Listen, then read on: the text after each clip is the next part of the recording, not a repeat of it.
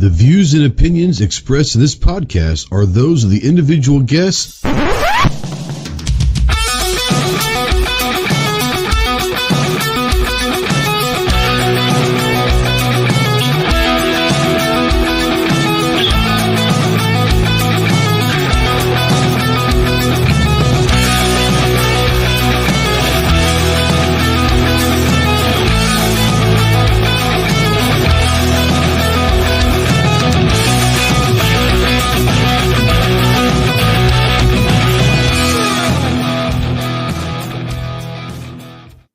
What's going on, my Ghost Squad? Welcome to the Armed Citizen Podcast Live. This is episode number 362. We are live, as always, on YouTube, streaming to over 150 countries worldwide. And we're also simulcasting over on X, or the artist formerly known as Twitter, to about 0 people. So if you're out there in the live chat, go ahead and say hello. We don't know that you're out there unless you do. If you have any questions, comments, and all that, go ahead and put them out there. We'll try to get to them. And if we don't, well, we'll try.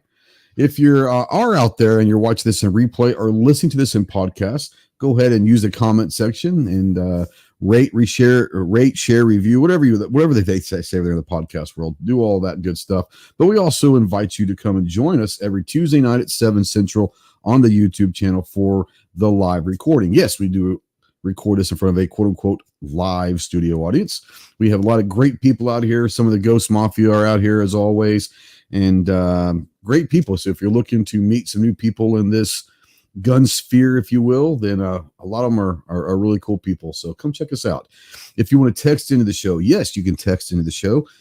Go ahead and utilize the Ghost Tactical Hotline presented by our good friends over at Wilder Tactical. That number is 530-364-4678. Once again, 530-364-4678. I'm plugging my phone in right now. If you're a veteran, really anyone, but especially if you're a veteran, you're in that hole, you're in the darkness, and you're looking for the light, call me, text me, email me 24/7. I cannot give you medical advice, but I might be able to walk you through some stuff, talk you through some stuff. More importantly, I can just be an ear to listen. But if you are looking to get towards some medical attention, remember 2 things. 1, you are not alone in this fight. You have a lot of brothers out here that are willing and able to help you in any way possible. And 2, the world is a much better place with you in it. So please utilize the Veteran Crisis Hotline, 1-800-273-8255. Once again, 1-800-273-8255, or text the word talk to 741-741. We are spotlighting, as always, United States Marine Corps. If you have any questions on what it takes to earn the title of United States Marine, see the website marines.com. And as always, we are proud members of the Self-Defense Radio Network and the Firearms Radio Network. Go check out all your favorite pro-gun, pro-2A podcasts over at selfdefenseradio.net and firearmradio.net. Let me get this off of my ugly mug and say hello to the merry band of morons. What's going on, fellas? From the weirdest state in the union, the only state that has 4 letters and takes 2 people to spell them out, we have Chris from the 740, and the other Ohio freak is trying to figure out how to fist bump through the TV. So, they have to wear helmets. They have to wear helmets on the short bus, guys. I found John licking the window one time, but I do not judge. I don't judge. What's up, Chris? How you doing? Good. Thanks for the invite. Haven't been doing much gun-related stuff. I picked up a van Saturday, so just trying to move all my stuff. Please tell me that you're going to live in it down by the river. Please tell me you're going to live down by the river. No. You kind of look like a Farley with, put a sport coat on and a tie. I think you could live down by the river. You'll pull it off. Yeah. I think you can pull it off, man. Yeah, absolutely. You've been busy at work, I guess, or what's going on? Yeah. What are you doing with the van, by the way? Oh, we picked up, we went and got Saturday, we went and got a 2016 Transit 250. Okay. And just so all week it's been getting the shelves organized and moving everything from the one service truck over to the van. So are you expanding, or are you, is that going to take over the old one, or are you now going to have 2 vans? No, this will take over the old Oh, truck. okay. I didn't know if you were expanding or if this was replacing. Yeah, I wore that. The truck was just wore out, so it was on its last legs. So it's time to shut her down. I get it. Well, you're probably getting ready to get kind of busy here in the next couple of months with the winter weather showing up, aren't you? Yeah. We'll have to start winterizing stuff and getting ready for that. Yeah. Yay. Yeah, man. Yeah. Well, if you are going to be doing some content coming up, what's some stuff that they can look forward to seeing? I finally got the 1022 build is totally done now. So I'll start doing some videos of that. I think I'm going to focus on that for a while. I'm just excited. This is the one that's tandem crossed out, isn't it? Yeah. Okay. The black and red one. And I've been like everything else is black and red, but yeah. Been going all over finding different match ammo. So I've got stuff from Ely and SK. I got a ton of different. Now, are you going to be doing some like ballistic videos or no? You're just doing gun videos. No, I just want to see ammo comparisons. Okay. Start going through the match ammo and see what it likes, because all the 1022s are different. They'll end up finding that one ammo it likes. So yeah. It'll be Ely. Yeah, I got some Lapua too, so I don't know. We'll see. I think it'll be a shootout between those two. It'll be Ely. I'm putting my money down now.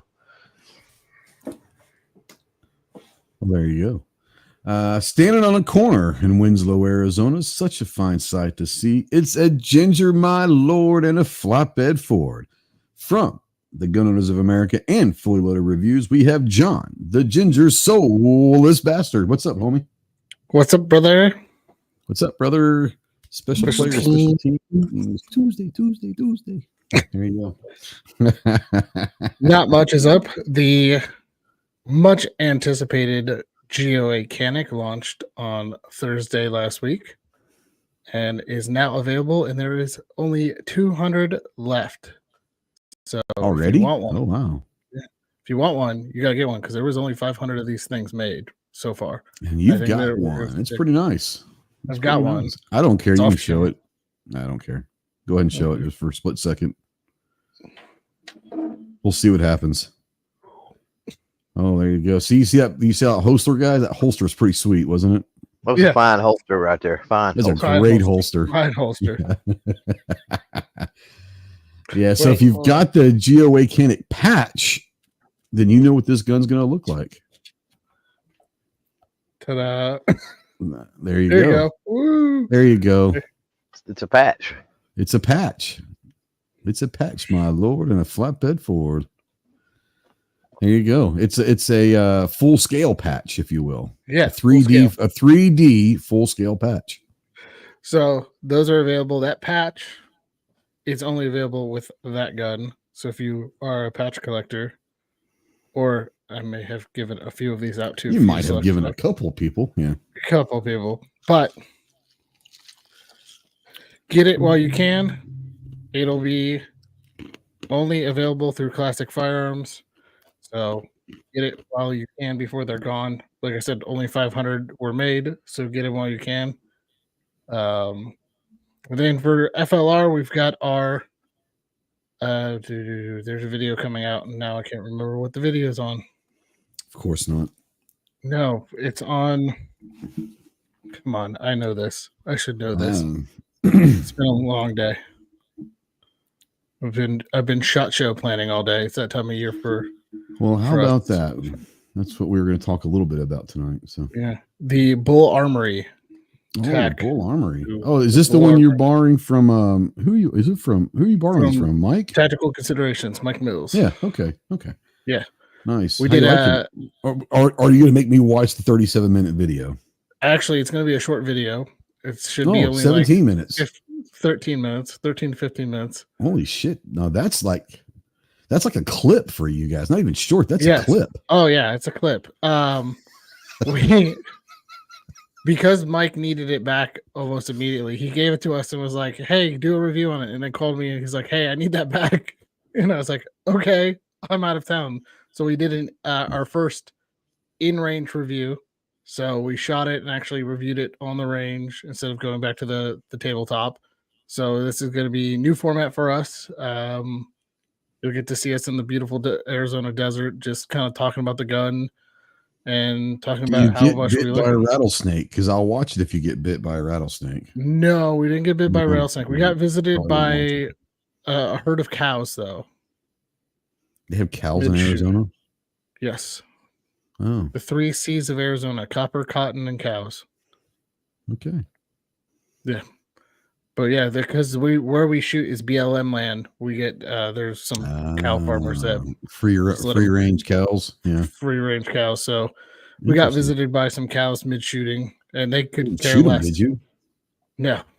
Good. I know better than that. Remember also, the long range? Remember the long range course that we had where we had to shoot in between all the cows? That was fun.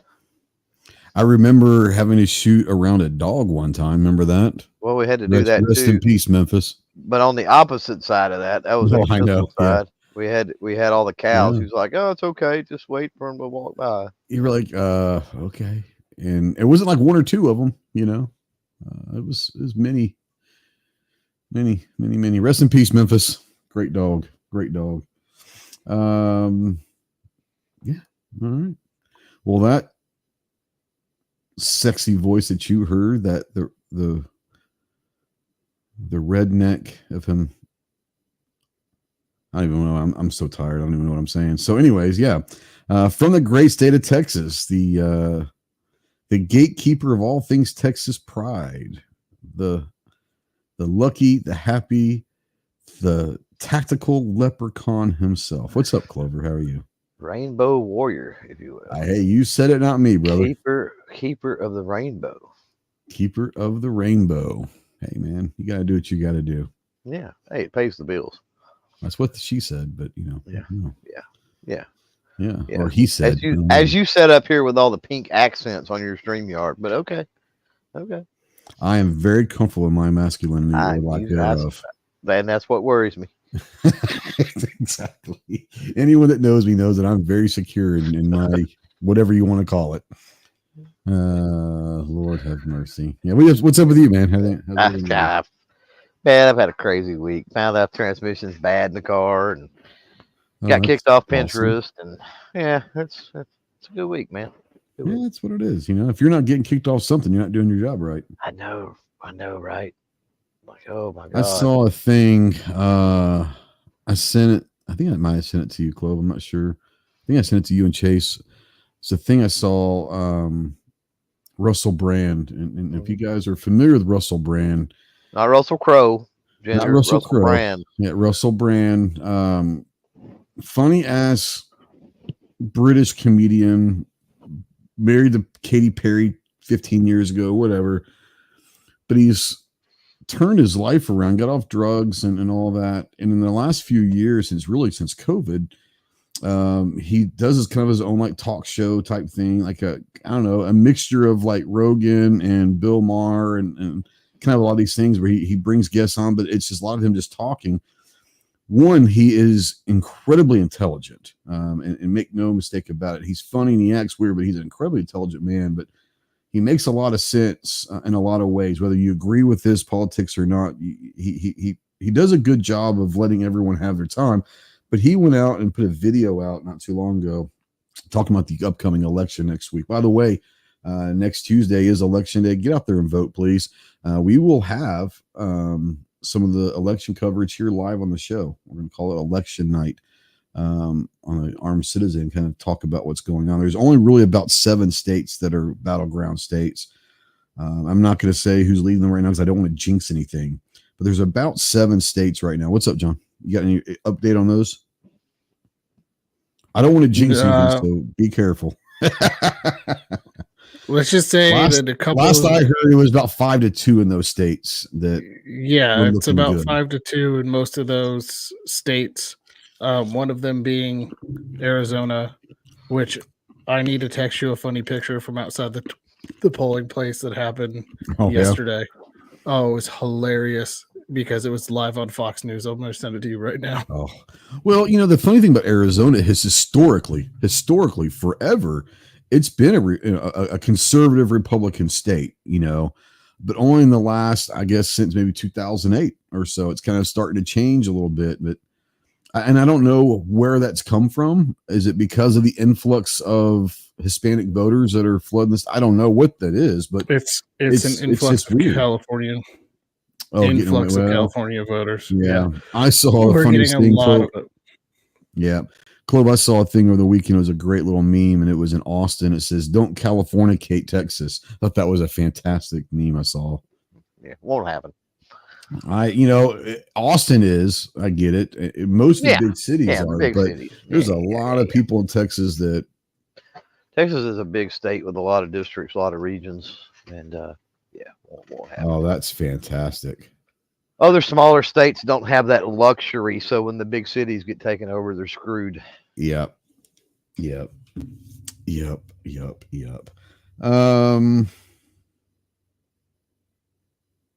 All right. And by the way, we did vote today. So. Good. Who'd you vote for? I love it all. Who'd you vote for? The motherfucker. Yeah, shut the fuck William Shatner. You know what? If Bill Shatner would be on there, I think he'd probably win at this point. I saw a great interview that not Dennis Quaid did, and he's a Trumpster, and I'm not a Trumpster. Obviously, I'm a conservative, but I'm not a Trumpster. He's a Trumpster, and he's been pretty vocal about being a Trumpster in Hollywood, which is rare, let's say. And they're asking, he's like, how is it like? He says, well, there's more than you think. There's more conservatives. There's a lot of people that move from the South and the Midwest out to LA to become actors and singers and all that, because they grow up a certain way. And there's a lot more conservatives in LA than people think, but they're told by their management and or record companies or movie studios. He's like, just keep your mouth shut. He's like, I've been here long enough. I've made enough money. I've got enough friends. I don't have to be quiet anymore. If they don't want to have me in movies, then I'm okay with that. I'll retire. And I was like, snap, Yeah. Good have you, him. Speaking of him, have you seen Reagan? I have not, no. I want to so bad because I've seen a couple clips and it looks like he does a really good job. He's one of those guys that, he's one of those guys, and he reminds me, they kind of grew up in the same era, but like that Kurt Russell type, where they're athletic guys that can do the action movies, but they don't get, and I don't think Kurt Russell ever got it, and Dennis Quaid certainly hasn't gotten the respect for being an actually damn good like drama or theatrical actor, not just the action stuff. Dennis Quaid has had some really amazing roles. He's a great actor. I haven't seen it yet, but did he play Reagan? Mm-hmm. Yeah. Oh, wow. Okay. I didn't see that. Well, wasn't that The Rookie? That was him. That was The Rookie. Absolutely. Yeah. It was a great role as well. Yeah. He's been in a lot of really, really, really, really good stuff. But I think that people think of him as an action guy or whatever, and it's like he's done a lot of really good roles. So it is what it is. Mm-hmm. Wes says, I'd love to see Russell Crowe in an action movie now. No, you don't. No. Have you seen Russell Crowe lately? He would have to do about a year and a half of training to possibly do that. He's a little portly. Yeah. But you know what? He's living life, and I don't think he gives a damn. I really don't. I don't think he gives a damn. Good for him. Good for him. I know people are thinking, what the hell is this thing? People that know have been here in this show. If you're new to this show, this is what we do. We talk about weird shit for the first half hour, 45 minutes. We'll get to the good stuff. But I saw a thing, Jim Carrey, and I love Jim Carrey. And he did an interview not too long ago. I don't remember who it was with, but I saw it. And he basically, he's like, the guy's like, you've in the last 5-10 years, you've really kind of calmed down and started taking a stance on, obviously his son having autism. He's been taking a stance about autism for a long time, but he's like, you've been doing a lot more political stuff. You've been, you're not the wild and crazy Jim that we used to know. Like what made you kind of, find this part of you. And he goes, what do you mean? He goes, this has always been me.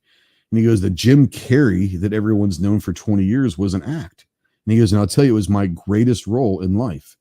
He goes, people have known me forever. I'm a pretty laid back, chill guy that, I'm not that wild guy. He goes, the role of Jim Carrey was my greatest role. And he goes, I had to act like Jim Carrey forever. He goes, I don't have to do that anymore. And I thought that was interesting.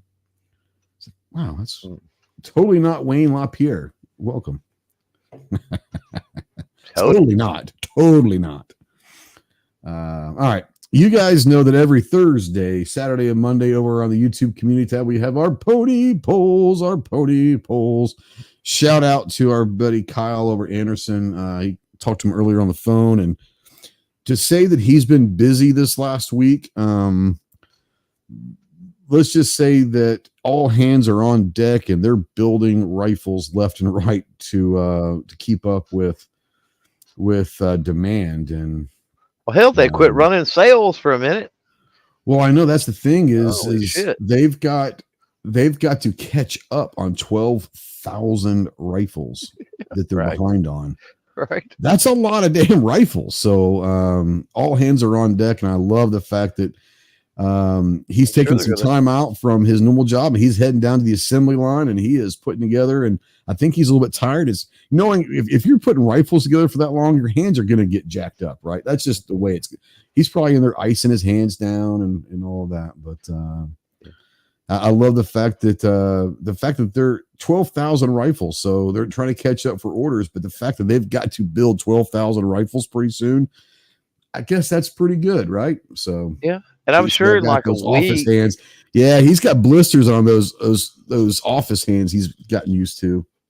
Yeah, in like 2 days, I'm sure they'll have a Halloween sale on top of it. Well, I get and then he'll have a Veterans Day sale, then a Thanksgiving sale. Right. Yeah. You're forgetting Election Day sale? An election, I guarantee there's going to be an Election Day sale. So, like, if Anderson's not putting a sale out at least every 2 weeks, something's gone wrong.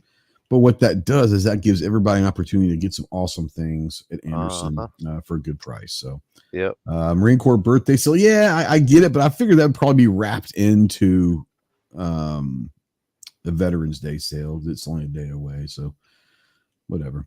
Let's just check out our pony polls, and we'll talk about that. All right, we're going to talk about movie series, right? Of these three, which is the better series? It's a personal choice, right? Two Live, Moo. What's up, Moo? The Expendables, John Wick, or Fast and the Furious? Ginger, of those three, which series of movies, not necessarily one individual of those, but the series as a whole, which one are you going with on that? Well, if it was like 7 movies ago or 3 movies ago, whatever it was, I would have said Fast and Furious, but John Wick, Fast and Furious has gotten way out of control. If they would have stopped at like 4 or 5, it would have been fantastic, right? Yeah. But going into space in a Fiero, they're on 12 or whatever. Like, come on. Well, with Fiero, bro. Nothing wrong with the Fiero, but why is it in space? No Fiero? Why is the Fiero in space, man? That's a solid question. It's a solid question. I mean, maybe it wouldn't explode in space, but that's what I was fixing to say. The lack of oxygen, it can't catch on fire. Pintos might work up there too. What was that Pontiac convertible that would catch on fire about 10 years ago? What were those things called? The Solstice or whatever? The Solstice, yeah. Solstice, yeah. I guarantee that thing wouldn't catch on fire in space either. Gotta love it. So you're going John Wick. Clove, what about you? Expendables, Wick, or Fast and Furious? I go Expendables. I figured you might. That's why I put Expendables on there. Is I figured that was good for at least one vote from you. Yeah. It's just, cameos and all I that enjoyed stuff it. given. I mean, I enjoy this series. It's not a bad series. More enjoyable. Yeah. Chris, what about you? I'm going Wick. There's only 2 Fast and Furious movies I like. I like the first one, and I like the Tokyo Drift one. And after that, I don't care about any of them. Yeah, they lost me big time after Paul Walker. Like well, that obviously, yeah. I mean, I think that hurt, and I think that I think the vast majority of the people that did leave was because of that. Because let's just be honest, Vin Diesel, whatever, he plays himself, I guess, but he never changes in anything he does. I did like, when they brought The Rock in. I really like when they brought Jason Statham into the mix, but I think by then they had to do that because they lost so much star power with Paul Walker that they had to bring someone in because Vin Diesel was not going to be able to carry that series by himself. So, Mark Jackson said Fast and Furious 1 through 5 is why I voted for it. Yeah, once again, if they would have stopped at like 5, or when they stopped when Paul Walker died, I'm down. I love Fast and Furious. I had so many others that I could have put down there, but let me ask you guys this. It's one of my favorite series, and they made a bunch of them, but they really only made 3, and then they kind of doing some weird spin-off stuff of it. But what do y'all think about the Purge videos? Did y'all ever get into the Purge? I love like the first 3 Purge videos. They were great. Yeah, you guys like those at all? I really got into them. You never did? You like them, Chris? Oh yeah. Oh yeah, I love the Purge videos, movies. They started doing some weird stuff after the first 3, but the first 3 I thought were fantastic. And I was going to put that down, but like I've watched some weird shit, so I don't know like how many people actually watch stuff like that, So I was like, yeah, it might not have been as mainstream as I thought, because just because I like it doesn't mean it's mainstream. Right. Chances are, if I do like it, it's probably not mainstream, to be honest with you. But yeah. Kyle liked the Purge. Yeah, I think the concept of the Purge is intriguing. I'm not condoning it, but I think it's intriguing. I think that there are people out there that need to be purged. Just throwing it out there. So Mark said that the John Wick in the latter movies, John Wick takes itself to being weirdly serious. That's just character growth. He went from like what 10 or 80 lines or whatever, how many words in the first movie, to then we're getting the character growth throughout to the end. Yeah. I'm not going to be Siskel and Ebert here, but yeah, I mean, I agree with you that, let's be honest. I love Keanu Reeves, but you do have a maximum amount of lines that he can handle in a movie. Let's just be honest, right? I tell you what, I my favorite is number 3. I love that movie. I think it was fantastic. Number 4, the last one, as far as action goes, was amazing. Like it was literally nonstop action. The problem I had with number 4 is that the first 3, you could sit there and say, there are people out there that can do a lot of shit he was doing. Number 4 kind of got a little bit crazy, right? Like it just got a little bit over the top. Now, for an action film, it was nonstop action. It was wonderful as an action film. But it was a little over the top on some of the stuff and some of the stunts they were doing. Is like, okay, like I get it. It's hard to, because you have to continue to grow. You can't do the same thing over. And I get it. You have to do that. But is the Purge a weight loss movie? Yes, it is. Yes, it is. The Purge siren is my text. It used to be. It used to be my alarm. It is what it is. It did get weird, but it's a weird concept anyways. Like the whole thing about this underground society of assassins is intriguing because we all know that there's something like that around, right? Whether you want to believe it or not, there is this underground network of people around the world. If you don't believe that, then you're crazy. I don't think that they're going to be rolling around New York City blowing the stuff up, but there is an underground network of people out there, and that intrigues me. I think that the idea of the Continental is intriguing. So I like the Wick movies. 1.3 thousand votes, 84% say John Wick. 84%. 10% say Fast and Furious, which is kind of surprising. Excuse me. Expendables only got 6% coming in third place. I figured Fast and Furious would have come in third just because the last 4, 5, 6 movies has been like, But it's one of the biggest selling series of all time. So I wasn't going to put Star Wars or Lord of the Rings or Harry Potter, because what I could do is put like Lord of the Rings, Harry Potter, and Star Wars and all that against each other. That could be interesting. Fantasy, some type of fantasy genre or something. I have a weird question for the group, because I want to know. I got a weird answer, I'm sure. Yes. So, Good, the Bad, and the Ugly, a few dollars more, and Fistful of Dollars. Would you consider that a series of movies? Mm-hmm. I would. Yeah, 100%. I would. Yeah. I think it was a series of movies before series were a thing. Yeah. I think if those movies were made today, it would have been consolidated under a name. Probably. Right? I would say Chris, Clover. Clover, you said you agree. Chris, what about you? Do you think? I think it's 100%. Definitely.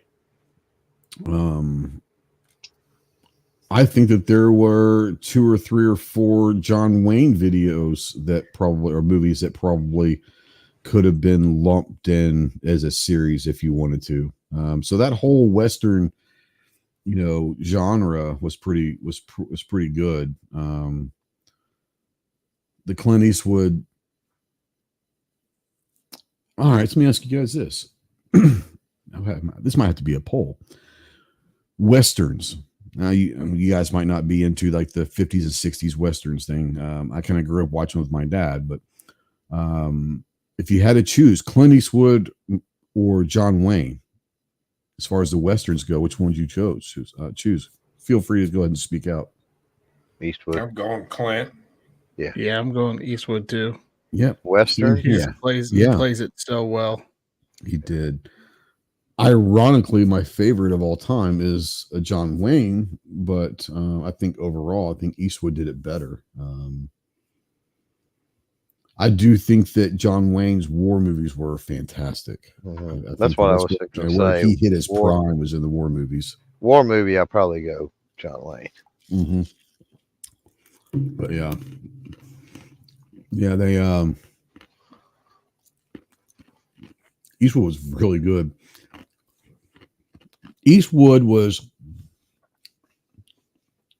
John Wayne was going to be the hero regardless, right? Mm-hmm. And Clint almost had the attitude he didn't give a shit if he was a hero or not. Yeah, he's almost like a Batman. He's a I wouldn't say an anti-hero, but he didn't care. Hero. He's got his dark side, right? Absolutely, in it. Yeah, and I think that's why people liked it a lot. Is it wasn't like with John Wayne movies, what's going to happen at the end of the movie. He's going to get the girl, and he's going to be the hero. Yeah. Halfway through a lot of Clint Eastwood movies, you weren't really sure how it was going to go. Like you figured because it's Clint Eastwood, but you weren't really sure how it was going to go. I would say Josie Wales, absolutely not. Josie Wales is actually my favorite Eastwood movie. I wouldn't have put that into that group as being a series, but absolutely. Pale Rider, fuck yeah. Great. The Searchers, oh my God, yes, great ones. Yeah. All right, our next one. We are down to the last semifinal of the Guitar Hero bracket last week. Jimi Hendrix beat Eddie Van Halen in the 1-4 matchup. So Hendrix is into the finals. Who's he going to go up against? The 3 and the upset number 6. The number 3 versus number 6. Eric Clapton versus the number 6 Slash. Clover, of these two, who's going to move on to the finals to take on Jimi Hendrix? Man. Yeah, I know, right? Clapton and Slash. That's pretty solid right there. This is tough. Yeah. Slash. Going Slash. All right. Interesting. Yeah. Any particular reason why, or just? I think Slash has a little more range. I agree. Because I think he's quicker. I think Clapton's smoother, but I think Slash is quicker for sure. Quicker. Yeah. And as far as the ear for particular sounds from particular guitars, I think we go Slash. Yeah, we more, know more hardware oriented, if you will. Yeah, I think that Slash was one of those. I'm not saying he was the first, because he definitely was not. But he was one of the ones in the 80s that when they started going away from, obviously, from the hair band and the synthesizer era of the 80s, that's what made Guns N' Roses became raw rock and roll. But Slash didn't mind messing around with different sounds and different things. Obviously, he's a Gibson Les Paul guy, but that's not all he played. He would play whatever he needed to get the sound that he was looking for, and would take some risks. But he does have, and Clapton does as well, but Slash has one of those things. He has that sound that when you hear a riff, like you kind of know that Slash, right? Like, oh, that's Slash, you know? So yeah. Chris, what about you? Slash or Clapton? I went with Slash. Slash. I'm not big. I've never been a big Clapton fan. I love Clapton. I think that he's a fantastic guitar player. I don't think he's as great as everyone says as a guitar player. I think he's a fantastic songwriter. I think he does all that. He's a good singer. He does all of that. But if you're talking about just pure guitar player, I don't know. He's great. But Ginger, what about you? Clapton or Slash? Was Clapton didn't do Cliffs of Dover? That was Eric. That was Eric Johnson. Okay, that's what I thought. Clapton did Layla, Sunshine of Your Light. Yeah, I'm gonna go Clapton on that one. I would say that Clapton's got a lot of famous riffs that open songs up, right? Mm-hmm. But I don't think he's technically a great guitar player. But if we're going to go with, like, I'm not even saying solos. I'm talking about just great riffs that start out song intro riffs.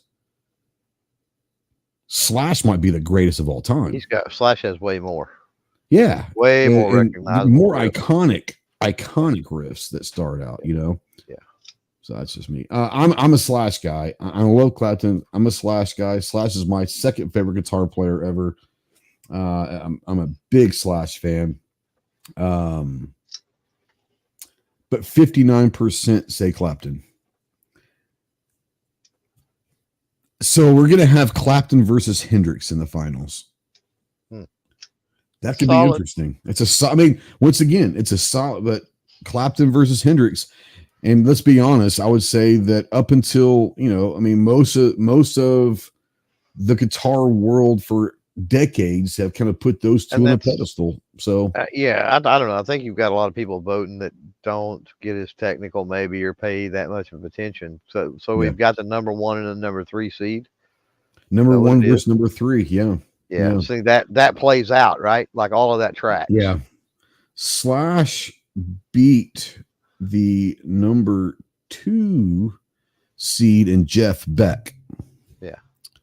Doesn't surprise me because the vast majority of people don't know who Jeff Beck is. They don't. And here's the thing. If you ask a lot of the guitar players, they'll tell you he might be the best ever. Yeah. But people are voting. People don't know who he is, right? People are voting based on who they know, and the vast majority of people, they couldn't tell you one over the other. They couldn't tell you a riff or even a song or anything. Yeah, the vast majority of the folks on that list. Now Scott has a good point. He says if you don't have Clapton and Hendrix, you wouldn't have anybody like Slash. I would agree, but this is not about who's the most influential and most important guitar players ever. It's who's the best. And let's be honest, I would agree. Without Hendrix and Clapton, you don't have a lot of the great 70s, 80s, and 90s guitar players. You don't. That doesn't mean that they're not better than Hendrix and Clapton. They're the ones that inspired a lot of the younger guys, but the younger guys have surpassed them. Let's just be honest, in my opinion. Yeah, but they themselves were inspired. A lot of it was inspired by early blues. A lot of blues, which was inspired. That's inspired Hendrix and Clapton. The Godfather of rock and roll, Chuck Berry, for example. Les Paul and Les Paul and Mary. I mean, Mary was nothing to sneeze at. Let's be honest. No, she was amazing. Yeah, I mean, you've got all these guys, and once again, I think what Hendrix did was making the guitar cool. Because the weird shit he did, right? For the few years he was doing it, he made the guitar cool. So he influenced a lot of people. His playing style, not really, because a lot of people wouldn't want to replicate that, right? But I think that the whole point of influencing others is making the next generation better than what you were. And I think that there's a lot of guitar players out there. I don't think anyone would sit there and say that the Eddie Van Halens, the Prince, the Slashes of the world, the Randy Rhoads of the world, these guys weren't better than anyone that was playing in the 60s. I don't know. Mark has a great analogy talking about Jordan, and you wouldn't have Jordan, who is the GOAT, by the way, without Magic Bird, without the Magic Bird rivalry that sparked resurgence back in the NBA. NBA wouldn't have been around. Yeah, you wouldn't have had an NBA for Jordan to become the GOAT. That's it. Yeah. And without Jordan putting, Bird and Magic saved the NBA. Yeah. Jordan made the NBA what it was. And without him, the Kobe and LeBron eras wouldn't have mattered. Mm-hmm. Yep. So whatever. I tell you what, Roy Clark, Chet Atkins. I mean, I tell you what, those are people that they weren't even on the list. Bring up. They weren't even on. I guarantee they weren't even on the list. Another one, and another one that annoyed me seeing, your top 10. That's what I don't even agree with the top 10 you pulled, but whatever. They weren't mine. They were off of like a guitar website. I know. Yeah. I'm just saying, I don't know how they come up with that shit. I don't know either. Martin Knopfler's another one. Martin Knopfler is. If you've never heard of Dire Straits.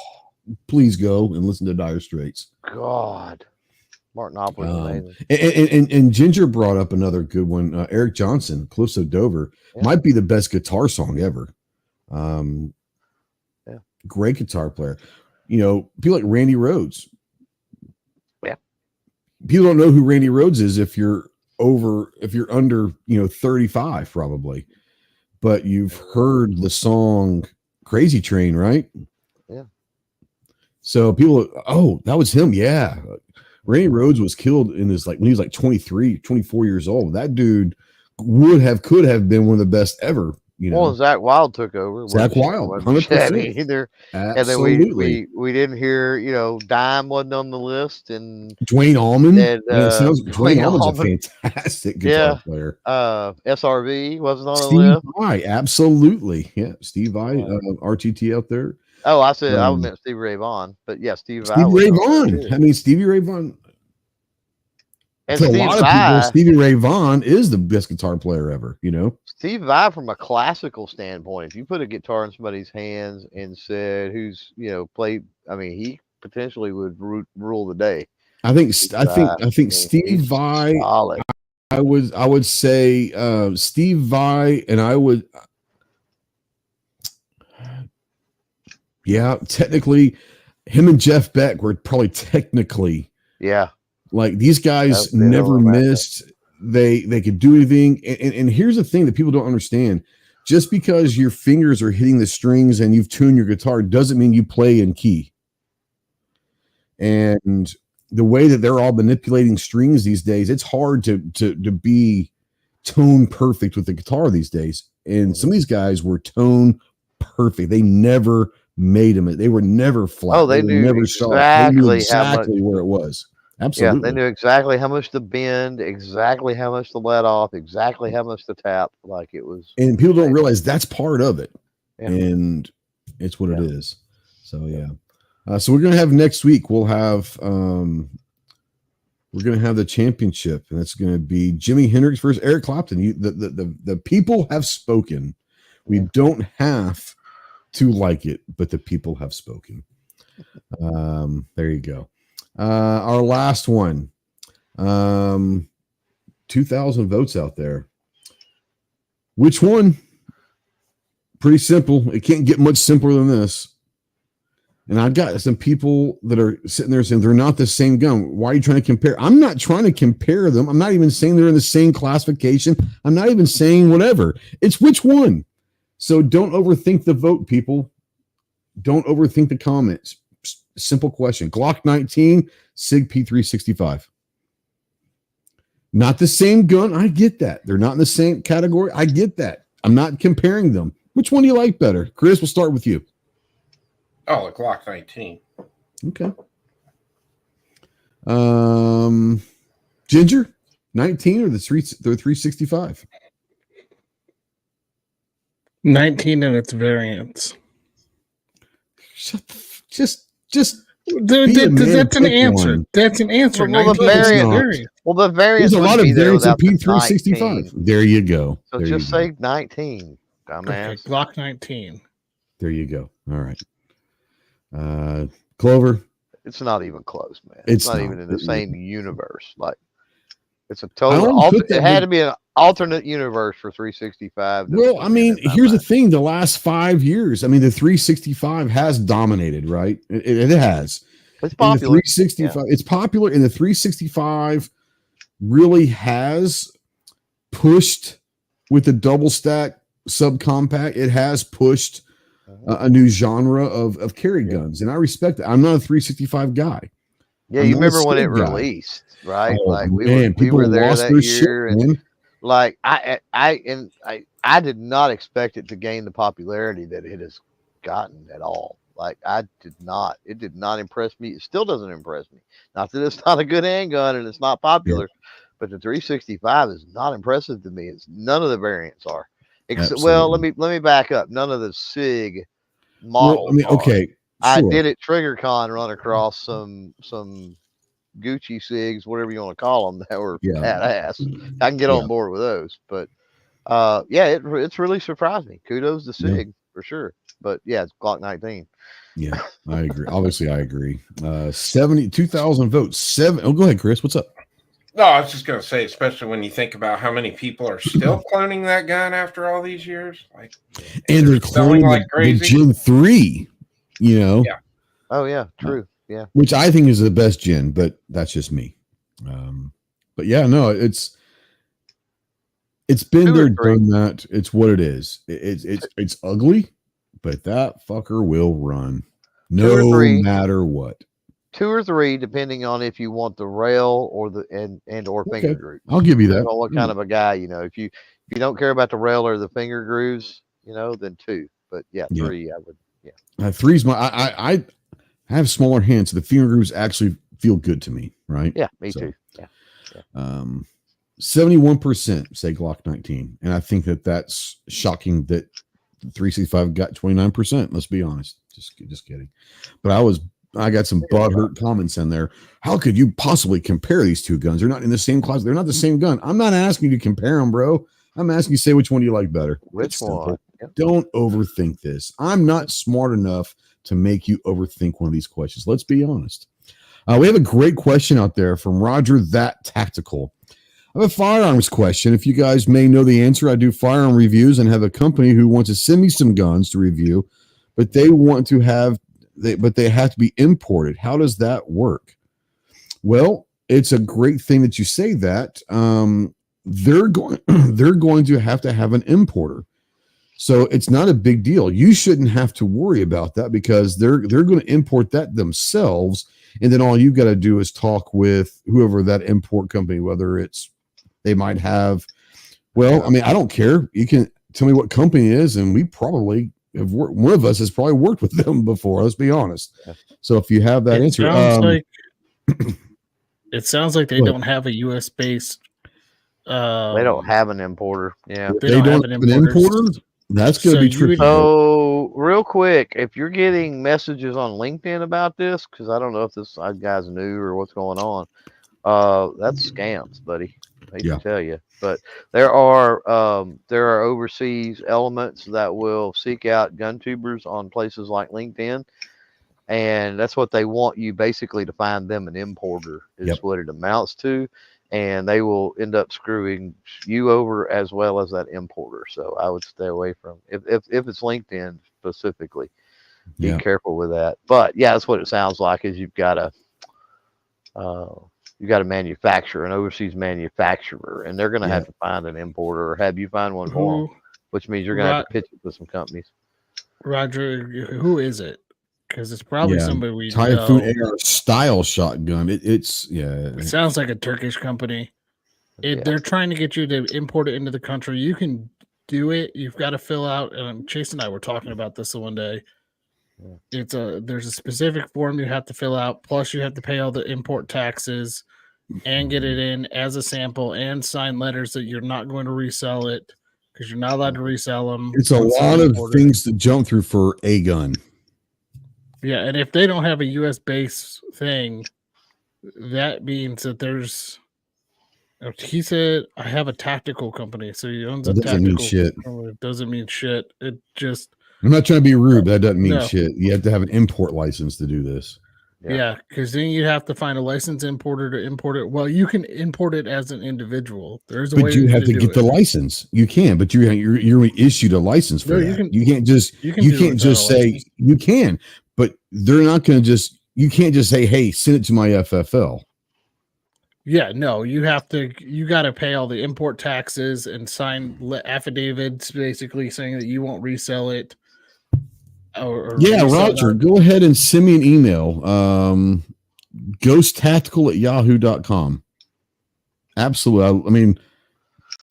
Absolutely. Go ahead and send in. We're not trying to shit on you or anything. We're just telling you that be careful. Be careful. There's a lot of red tape when it comes to firearms importation, and you will spend time in the federal penitentiary if you're not careful. Interesting, Chris. Clover said it best when I was working at Faxon. The amount of companies out of Turkey that would hit us up on LinkedIn to do gun or import guns was just insane. Interesting. Yeah. You can send me the email. Are they reaching out to you because they want you to be the importer? They want you to do video reviews? Like, I've seen you out there in a chat and all that, but I'm not familiar with your work. So I don't mean to be rude or anything, but I'm not familiar with your work. What kind of review videos are you doing? Like, what are you doing? Is it more tactical stuff and all that? Cool. But just because you might be doing content on YouTube or whatever, be careful, because you're talking politics now. You're talking importation laws, international laws. You're talking about all sorts of stuff that you may or may not want to get involved with, because once that floodgates open, are you stuck with this company or what? So I don't know. Go ahead. So to Mark's thing out there about Paul Harrell, he says not even people like Paul Harrell got sent that amount of stuff. It's not hard to get stuff sent, first of all. And second of all, Paul turned down a lot of stuff. That was just his turned down. I would say 90% of the stuff that he probably got offered. Most creators, that is not their policy. That is true. That was just Paul's policy, which kudos to him. That's why he was a legend. Yeah. But yeah, I'd be interested in hold on here. I've got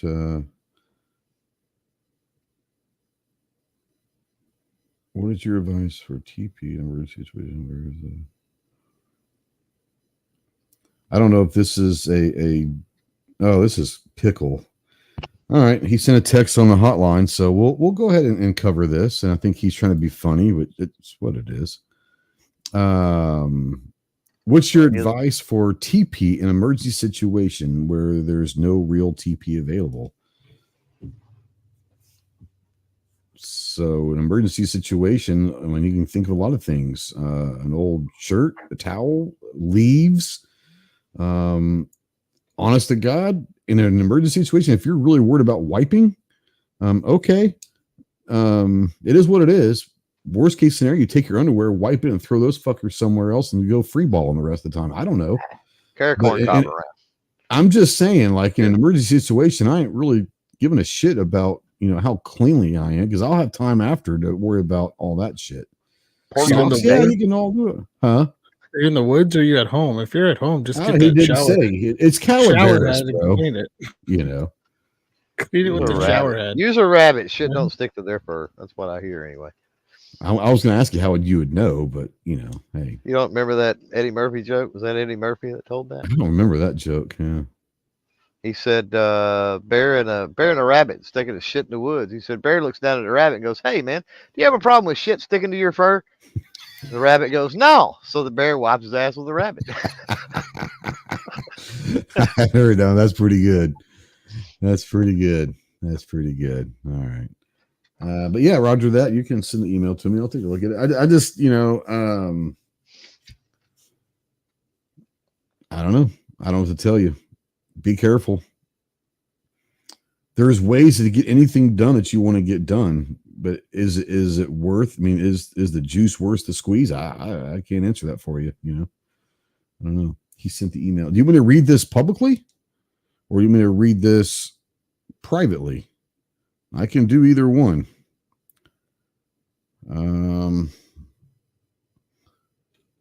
Mr. Big Kid, what's he doing? Uh-oh. Okay. For us guys. Okay. Yeah, we'll discuss it. All right. Yeah, we'll discuss it on the after chat, and we'll get back to you. So, sounds good. All right.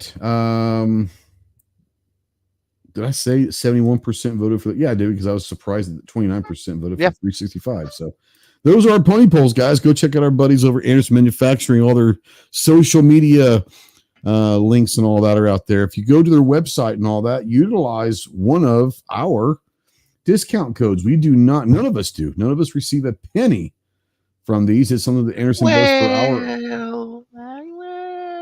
No, you don't. But, no, I promise you. But no, it's just one of those things Anderson does for our audiences and all of that. And to say hi.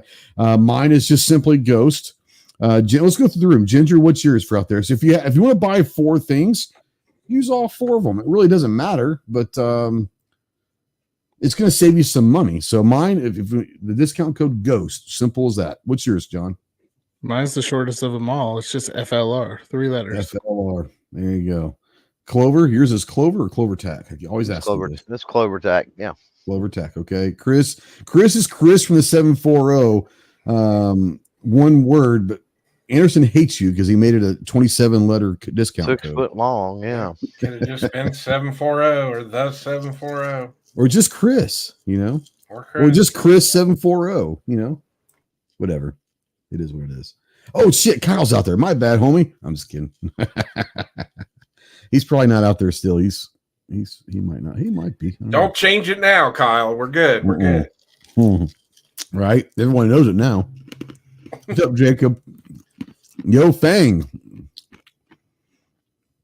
What's up, Fang? Chinese Mafia, baby. There you go. All right. Ginger, you brought up something. You said you guys were kind of already doing some SHOT Show prep for GOA.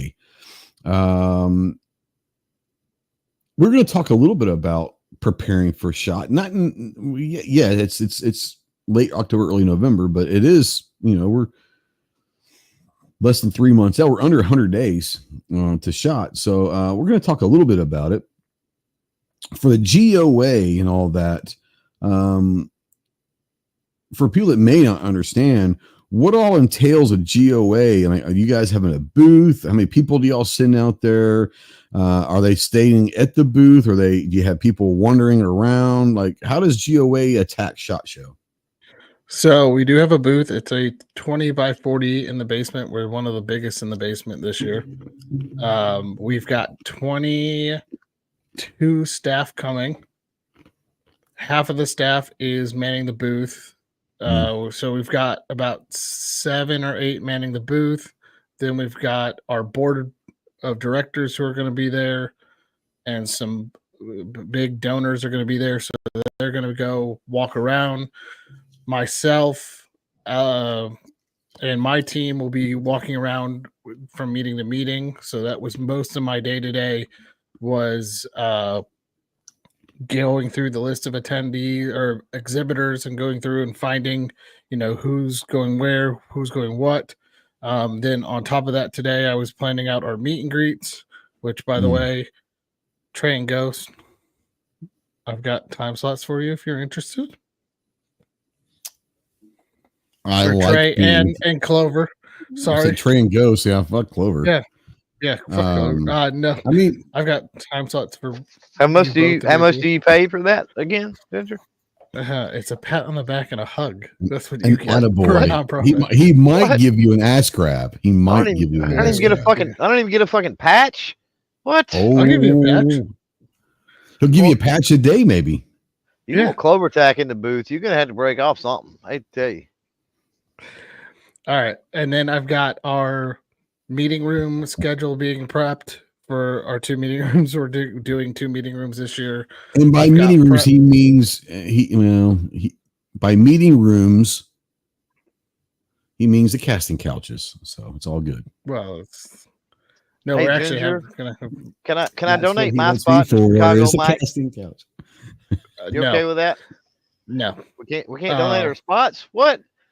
No, the gentleman from Texas. I had to get approval for people to do meet and greet, so I got to work on our meet and greet schedule, and also Chicago Mike's going to be in the SIG booth the whole time. Sorry, Mike. I tried, man. I tried. He didn't go to goals, so Ginger's disrespecting you, bro. I'm sorry. Then I've got to get our scheduled plan for meetings prep for SHOT, plus get my meetings set up with all the breakdown. So I've got to go through every company, figure out who's going to talk to who, so that way we don't have 2 people going to the same company. And make sure the message is on point too, I'm sure. Yeah. Well, and then I've got to get all that done. So if we do, and Ghost and I have not set the schedule out for our live streams from SHOT yet, but there's a chance you have to show up over there, dude. I know. It'll be in my meeting thing. Oh, okay. So right now, I'm just saying, right now, that's something to put on your list, Bucker. Not counting your podcast, my list consists of 39 companies that I have to have meetings with. Ours is going to be a 20-minute segment. You know that. We're doing the same thing. Guys, if you don't remember or you're new or whatever, Clover and I will be doing the Ghost and Clover podcast live from SHOT Show from the Bursa booth every day for an hour. Live from the booth, we're going to bring in guests in from the industry, from organizations, all sorts of people all throughout our industry and our community. It's going to be a really good time. Probably 1st of January, a couple weeks out from SHOT, we'll release the schedule to let you know who all's coming and all of that. And it's a really good time. What I think Clover will agree, I'll bring Clover in on this a little bit. I think what he'll agree is the coolest thing that happened last year, kind of unbeknownst to us, was we had the idea of bringing in industry and organizations and pairing them together. We weren't really sure how that would go over. And I was amazed at how well it went over, aren't you? Oh, it was phenomenal. Yeah, it was phenomenal. People that say, how do we not know each other before? Like we've been, and it's like, man, we need to work together. It was fantastic. It was cool as hell. Yeah. But we also are going to be doing something a little bit different this year. We won't quite announce what we're going to be doing, but we're going to say that we're going to. There will be a room for audience participation. I guess we could say that. That's a good way of putting that. That would benefit a charity in our industry. Yep. So an organization, whatever you want to call it. That much, no offense, John, that much needs funding. Yep. So yeah, it'll be kind of cool. The details. We love you, Ginger. We love you. We love the GOA. But there are projects out there that are local, at best regional, that need to get bigger, that need actual industry money behind it, and we're going to try to make that happen. Yeah. Which is kind of cool. It's kind of cool, and a lot of the industry companies are on board for what we've got to do. So it'll be fun. We'll probably start releasing that stuff maybe right after Christmas or something. Some of the details, a month out, whatever you want to call it, from SHOT. some of the details and all that. But it's gonna be pretty cool. It's gonna be really, really cool. Looking forward to that as well. Maybe even fire up a special Ghost and Clover just to do it. There's a good chance that happens, isn't there? Yeah, there's a good chance that might happen. Yeah, absolutely. Clove. Yeah. Being that it's late October, so we're under 100 days at this point. Obviously, are we? GOA, yeah, we're under 100 days to shop. Wow. Yeah, isn't that crazy? Wow. Obviously, GOA's busy. They've got a lot of moving parts. Us as creators, me, you, and Chris are a little bit in a different thing where we don't have to start planning 9 months ahead of time, setting up booths and getting hotels and making dinner plans and reservations and all that. We had to do a lot of that stuff, but not to the extent as a lot of the industry guys. Not for 11 people or 20 people or whatever. Not for people, 20-some people a night. Yeah. Yeah, wow. Plus whoever they're bringing to the dinners, right? They're going to have special guests at those dinners and all meetings and all that. But so like at this point, 100 days out, where are you in SHOT Show prep? Have you even started kind of doing any of that stuff? Yeah. I think anybody that's serious about this knows that SHOT Week is the most important week of the year if you're serious about doing the gun tuber thing. And as soon as on the ride home, I mean, we drive. So we it's a little bit different for us, but we're already, and I'm sure other people are probably on the plane home are already thinking about, what did I not do this year? What happened? Especially this past SHOT, that was a lot of mine was, damn, I didn't get a lot of shit done this year that I wanted to get done. And hopefully we correct that with the podcast and everything. That's something we've got to address, right? And so not a year goes by that you don't think about what did not get done or the potential opportunities you missed and, how you can, prepare for that. And you try to set that up throughout the year. Now is the time, late October, early November, you definitely want to have things. My stance is by November, you want to have, all of your travel accommodations and other things done that far out, just because that seems to be the best pricing and, a lot of availabilities. Yeah, definitely.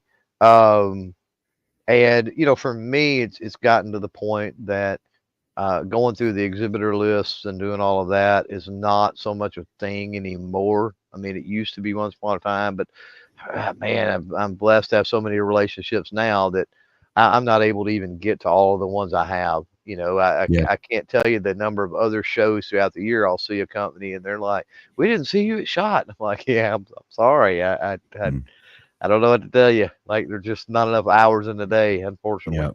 Yeah. Real quick, G23, $30 super chat. Appreciate you, homie. It says happy Halloween to all the men and women who are downrange and won't be home with the family for the holidays. 40 Smith & Wesson Dark Horse, hashtag 40 for life. Okay, I read it. So yeah, I appreciate you, homie. Really do appreciate you. Real quick, Chicago Mike says it's going by fast. This is going to be his first SHOT Show. He says, I'm going to try to figure out what hill to stay at. The best deal out there, so probably I would definitely look at Circus. Circus, yeah. Really good hotel, really cheap price. Circus for sure. That's the best deal out there, best price out there for on the strip hotels. Yep. There you go. Chris, have you started doing any SHOT prep or anything like that? No, I haven't done anything yet. Slacker. Honestly, I don't know. What else does he have to do? He wears black shorts, black t-shirts. He only has to pack like 4 things, so it's like, all he wears is all black. You might throw in a hoodie, but it's gonna be a black hoodie, You don't have to like worry about your wardrobe like us. Like we wear weird shit at SHOT Show. So wearing all black is a good thing, I guess, I would say since this is Chicago Mike's first show, definitely needs to start emailing companies now. Yes. Get interviews set up. No, and that's legitimate. That's legitimate. Stack them deep. I would like it's your first one. He said he's nervous. I get it, man. I get it. The best way to not be nervous is just be busy. So if you don't have, and this is, I'm not forcing you to do this, right?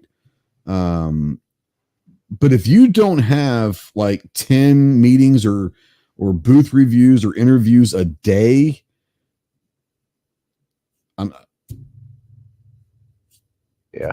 you got to do it, man. I mean, I did 20 something my first shot, and I realized that was throughout the week, and I realized, hey, I didn't really get enough.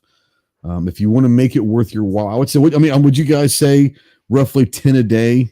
That gives you like 40. Yeah. 40. I mean, that's a solid one. You. Yeah. Yep. And then you can adjust the next year after that. But yeah, you, like Chris is saying, you got to start emailing them now and get your calendar like set up as much as possible, because the longer you wait, they're not going to have time available. So you need to go ahead and get that stuff done early. Yep. And a lot of now, Chris, is that something you learned the hard way from your first shot? No, because you guys prepped me before I went. I mean, you guys told me you need to reach out to some of these companies. And it's just because the amount I'm pointing this towards Mike so he knows, but it's just, this is a huge show. Like, there's tons of people wanting to do interviews. So if you've got bigger companies in mind that you want to do interviews with, you got to reach out to them now. Well, Chase out there makes a good point. That he's not even taking any appointments. Like some companies are going to be that way. Like they have their they have their quota with all of the influencers and the dealers and the other things, and like they already and got. They have meetings like with distributors, and I mean, their schedule is full going into these shows. They don't have any spots, so that happens. And especially if you wait till. Understand this is about mid-December, they're done. They're done. They're not going to want to start worrying about shit around Christmas time. Once Christmas, New Year's, then they're in full-blown shot mode. Like, they don't have time. So you need to start getting, and I'm not saying you have to do 40. I would say but even I think Black 10 Friday a day is a solid, well, yeah. So I would say by Black Friday. By Thanksgiving need to be done probably with most of it. Yeah. And I'm sure you guys have seen it. I mean, today, I started getting emails from the companies. Are you going? Oh yeah. Do you want to do an interview? So yeah. I've been getting those for a week or two probably now. Yeah, mine just started coming in today from a few companies, but they'll start flooding the emails at some point. I expect that within the next few weeks. Yep. Another thing I'll tell you, Chicago. Oh, go ahead, Ginger. Go ahead. Well, now he said he was staying off the strip. I've always stayed on the strip because it gets stupid expensive to go back and forth from the strip. The traffic, the parking now that they're charging, like being able to wake up and walk to Sam's. Well, I'm in the link, so it's super easy to just cross the bridge. But I don't know. You guys normally we drive. We have our own vehicle. But Clover Drive. So now we'll have to worry about parking. But what usually happens is he'll pay one day and I'll pay the next day, and it all works out. I think it's like $18. It's really not terrible considering. Unless it's going up this year. But for him by himself, I mean, Uber would be the cheapest way to do it. If you're staying off strip, Uber costs you $7-8 to Uber from a mile or two away, and they'll drop you off $20 a day, and it drops you off right there in front. I would just Uber. But yes, those are added expenses, right? Yeah, for sure. Yeah, I always stay within walking distance. I mean, sometimes it's a little bit of a walk, but it is. And the great thing now, though, is if you're just on the strip, it might not be in walking distance, but the monorail, there's a stop right there. Yeah. So you can literally get off the monorail right there at Shot. So, and they have a package for that. Mike, when you registered, you can go into your dashboard and you can go in and buy like the monorail pass. That might be something you look at. Mm-hmm. So I lost my train of thought of where I was going because Ginger just rudely interrupted me. Who knows? I have no idea. I'm sure it'll come back. You know, you mentioned wardrobe. That's something that I've got to work on the next few days or a few months, whatever you want to call it. I've got to figure out what my theme this year is going to be. Last year it was I don't want any colors or designs matching, right? It was just, I mean, weird. I don't think anybody got that. No, they know everyone thought I was dressing weird, but they didn't get why I was dressing weird. Yeah, they didn't get the theme for sure. And that's okay. I don't care, but I don't know what theme I'm going with this year. Well, I've got a new jersey. You've seen it. I saw that. Yeah. So yeah. I mean, you have enough Buc-ee's shit that you just might go with a Buc-ee's theme. I mean, why are you not getting sponsored by Buc-ee's to attend SHOT Show? I know, right? I'm gonna have to look into that. I'm just saying. Yeah, I know.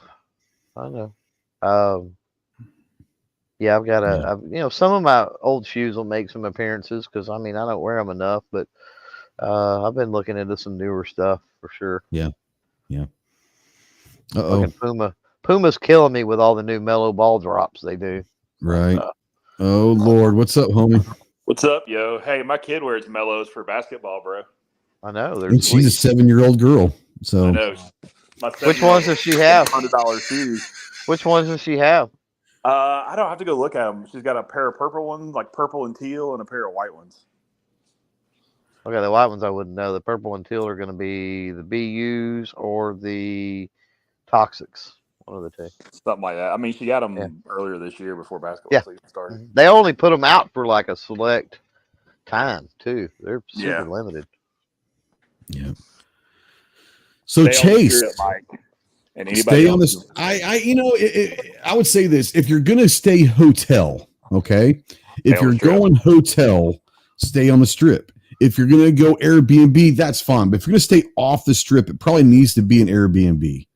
Yeah, this is me being 100% honest and no fuckery around. Yeah, absolutely. Like, stay on the strip. If you're going to do this, stay on the strip because you can walk anywhere. Don't stay any further away than Paris because those blocks are a lot longer than you think, and it's going to be aren't they, Clove? Yeah. I think I almost killed Clover in Armentia a couple of years ago. I mean, holy shit, the walk from Sands to Caesars. Walk to Caesars. I was like, it's just right there. And he's like, oh shit, God. That fucking. Yeah. Even Black Rambo had to stop and get a cab, didn't he?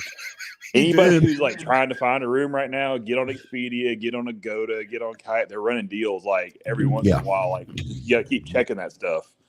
Yeah. But I mean, we used to stay at Venetian because it was the host hotel, all that stuff, but they've lost their mind on price. So we stay across the street at Treasure Island. Yeah. But I can literally walk to the show, do my thing, and then I walk back, and they still have time to get ready for dinners or meetups or whatever. And all the dinners and meetups are all going to be around the strip anyway. So you're right there. Yeah. You have access to different shuttles. You have the EAA shuttle. You have access to that. You have the monorail, like I said, and everything's kind of based around there.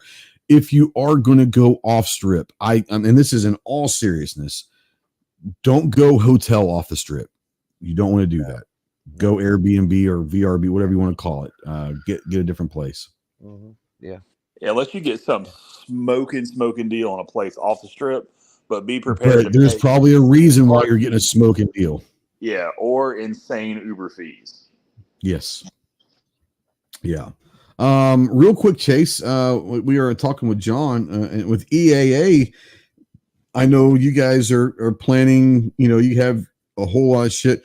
When do you guys like legitimately start like saying, "Okay, we're now in SHOT Show mode"? Oh, we've already been in it. There you go. I don't think people realize what kind of ordeal SHOT is. Legitimately started in kind. As far as like getting the actual show stuff together, back in September, right about the time we finalized, August, September, we finalized the new guns and stuff like that, and then started getting booths ready and figuring out layout, all that stuff. Yeah. But I mean, I've already got a schedule going. I mean, I was halfway joking, but not like I'm not taking appointments. Like seriously, like my Tuesday, Wednesday is pretty full. Absolutely. Let's see here. But Mike, if you do want to come by and talk to somebody, Chad, our new media guy, will be there. And I'm making Omar come back, so he'll be there at some point. Yeah, and you can always, like, if you want to do a video, like, you got to go Paul. Like, that's, if you're going to go video, Paul is the man to go do video, because he loves it. Anytime I can have somebody stick a camera in Paul's face, I'm for it. He loves it, and he's so good. He knows everything about those damn guns. He does say that Mike says he was told Fremont is better than the Strip. Depends on what you're talking about better, my friend. There are certain aspects of Fremont Street that are much, much better than the Strip. It's an experience. And if you've never been to Fremont Street, then 100% you need to go experience Fremont Street. I wouldn't stay around Fremont Street, just throwing it out there. I would definitely go there and walk around one night. It's worth it. It's a cool little experience. I don't know if I'd ever stay around Fremont Street. And people don't realize how far away from the Strip and from the Sands it really is. It's not just right there, you know. No, that would be a hellacious Uber drive. Ubering. Yeah, and that Uber drive's gonna suck. Yeah. So I had a couple of reps. Here's a good example. I had a couple of reps last year, and this was towards the end of the show. This was like Thursday night, I think, is when they went. Yeah, from their hotel, which was by the old conventions, or the convention center, not the expo. Yeah, like where the concrete guys are. Yeah. Bro, it was like $160 Uber ride. Really? Yeah. Because mine are never that expensive. And you had the concrete show, and this was after. Now, how many people are there though? Like, how many people are in that? So it was like 5 or 6 of them went together on a van. And okay, well, I mean, because like that's weird, because like I mean, I have to Uber several times throughout the week because Clover and I are going to different events and all that stuff. Yeah, and like the biggest one I've ever had was when I went to Sidini's house, which he lives south of town, pretty ways out there. It was like $45. Most of mine are like $10 to $15, including the tip. Now, you gotta remember, you gotta worry about prime times, that kind of stuff. So that's what I'm saying. Mine are not at prime times, you know, off the strip. So like you're going right, you're living right off the strip. You're in the middle of the concrete show, and you're trying to get away from that area. Like they got you and they know it, and so they jack the rates up. Now Mike says he's going to be renting a vehicle. So hey, man, there you go. Just drive the Swift truck and sleep in that. I mean, you could just drive the Swift truck and sleep in it, you know. That'd be badass. Oh, I wouldn't make fun of you at all. Be Swifties transport. I would paint Swifties transport on the side of that and see what happens. Hell yeah. Yeah. I could give T-Webs, he's driving by the robots. Man, I don't know about that. What's up? If I could give Mike one piece of advice. Yeah. Like, honest to goodness, Mike, work on your elevator pitch now and have that shit down pat. You've got 100 days to work on that elevator pitch. You better get it down to under 2 minutes. A 2-minute pitch. Like, have that shit ready. I would say, I bet you could probably find a smoking deal in Tropicana right now, Mike. Oh, wait, it's gone. My bad. That's because it's a smoking hole in the ground. Damn it. Stay in the first base dugout at the new Las Vegas A Stadium, you know? Yeah. There you go. Well, there's no more. We got to keep in mind, too, it's going to be harder to find stuff now because there's no more Mirage. Yep. So you got Tropicana's gone. Mirage, it was right there across the street, is now right there. Yep. Because they're turning into Hard Rock. And you have to remember, not everything is put back together by the time SHOT gets there because the F1 race is towards the end of November. Yep. And all this stuff is blocked off for the race. It was really weird last year. It was cool, but I wasn't an F1 fan a year ago. So it's going to be interesting going there now that I'm watching some F1 stuff. But it was cool last year seeing. It cost $2 for a general admission ticket. I'd go this year. Right. Yeah.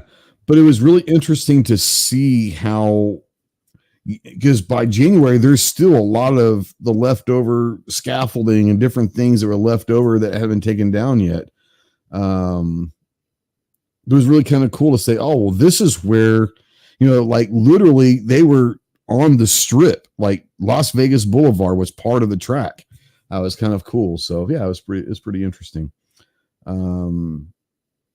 Real quick, let's kind of go for people out there. I'm sure people out there that like Mike and maybe like Roger that Tactical said he's going to be in at SHOT this year. If there's people that are new going to SHOT, let's kind of run through the room real quick. And in all seriousness, right? I mean, we like to have fun with people and all that. You got to pay your dues, but let's kind of go through real quick for someone's going to be the first time at SHOT. What's the one piece of advice that you wish that you were given your first time, or you were glad that you were given, before your first shot? Ginger, what's the best advice you'd give for a first year shotty? Well, I said the elevator pitch thing already, but my best advice, that's a great one. Multiple pairs of comfy shoes and extra socks. Bullshit. What do you mean bullshit? There you have it. You're doing a fuck ton of walking. Who gives a shit how comfortable they are? Make sure people see you from the fucking International Space Station. Yeah, all right. You're in a class of your own. I like saying you speak the truth. Your feet are gonna hurt regardless. I would start breaking your shoes in now if you've got a new pair. Just saying. Military Carey says he wished he could go and asked if I saw his application. I never saw your application. I had 0 people want to go to SHOT with me, so I don't know what that says about me, but what it is. What were you saying, Chase? Oh no, I was saying I know Ginger's trying to give, but he's being 100% correct. Comfortable shoes. I mean, Clover does it too. I mean, one, he likes to get the attention of all the different crazy colors, but you can't wear the same pair all week or you'll die. I promise. I wear a different pair every day. Every day. Yeah. I mean, you'll look. I turned several other guys I work with on on clouds, and you'll see us. The on clouds. Yeah. I like Hokas or Hokas. I love Hokas. Any of those really good supportive shoes will make your life much easier. I used to wear I used to bring a couple pair of boots and wear those in the booth. I don't do that shit no more. Nope. You gotta be comfortable, man. I'll look at it, Mandatory Carey. I'll look at you. I'll look at it. He said he can't go anyways, but yeah, I'll look at it. Clove, first piece of advice for a first-time SHOT show goer.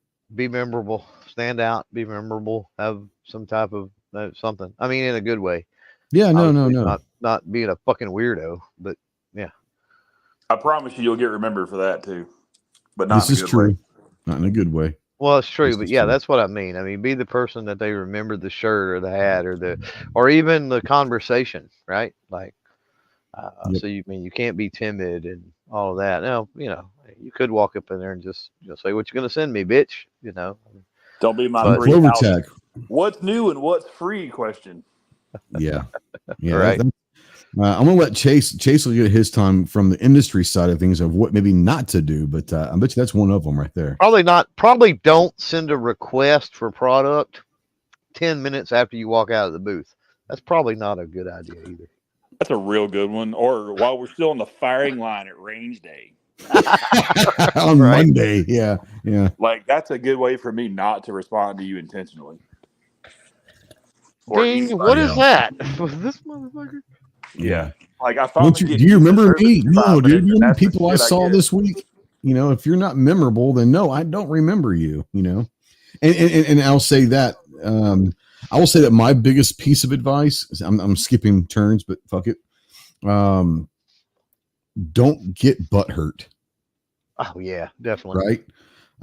Don't get upset when you get told no or you get ignored at booze and all that. Understand that the media if you're going as media, the media is there to help propel the show, to help propel these products and all of that. But understand that the industry is there to do business.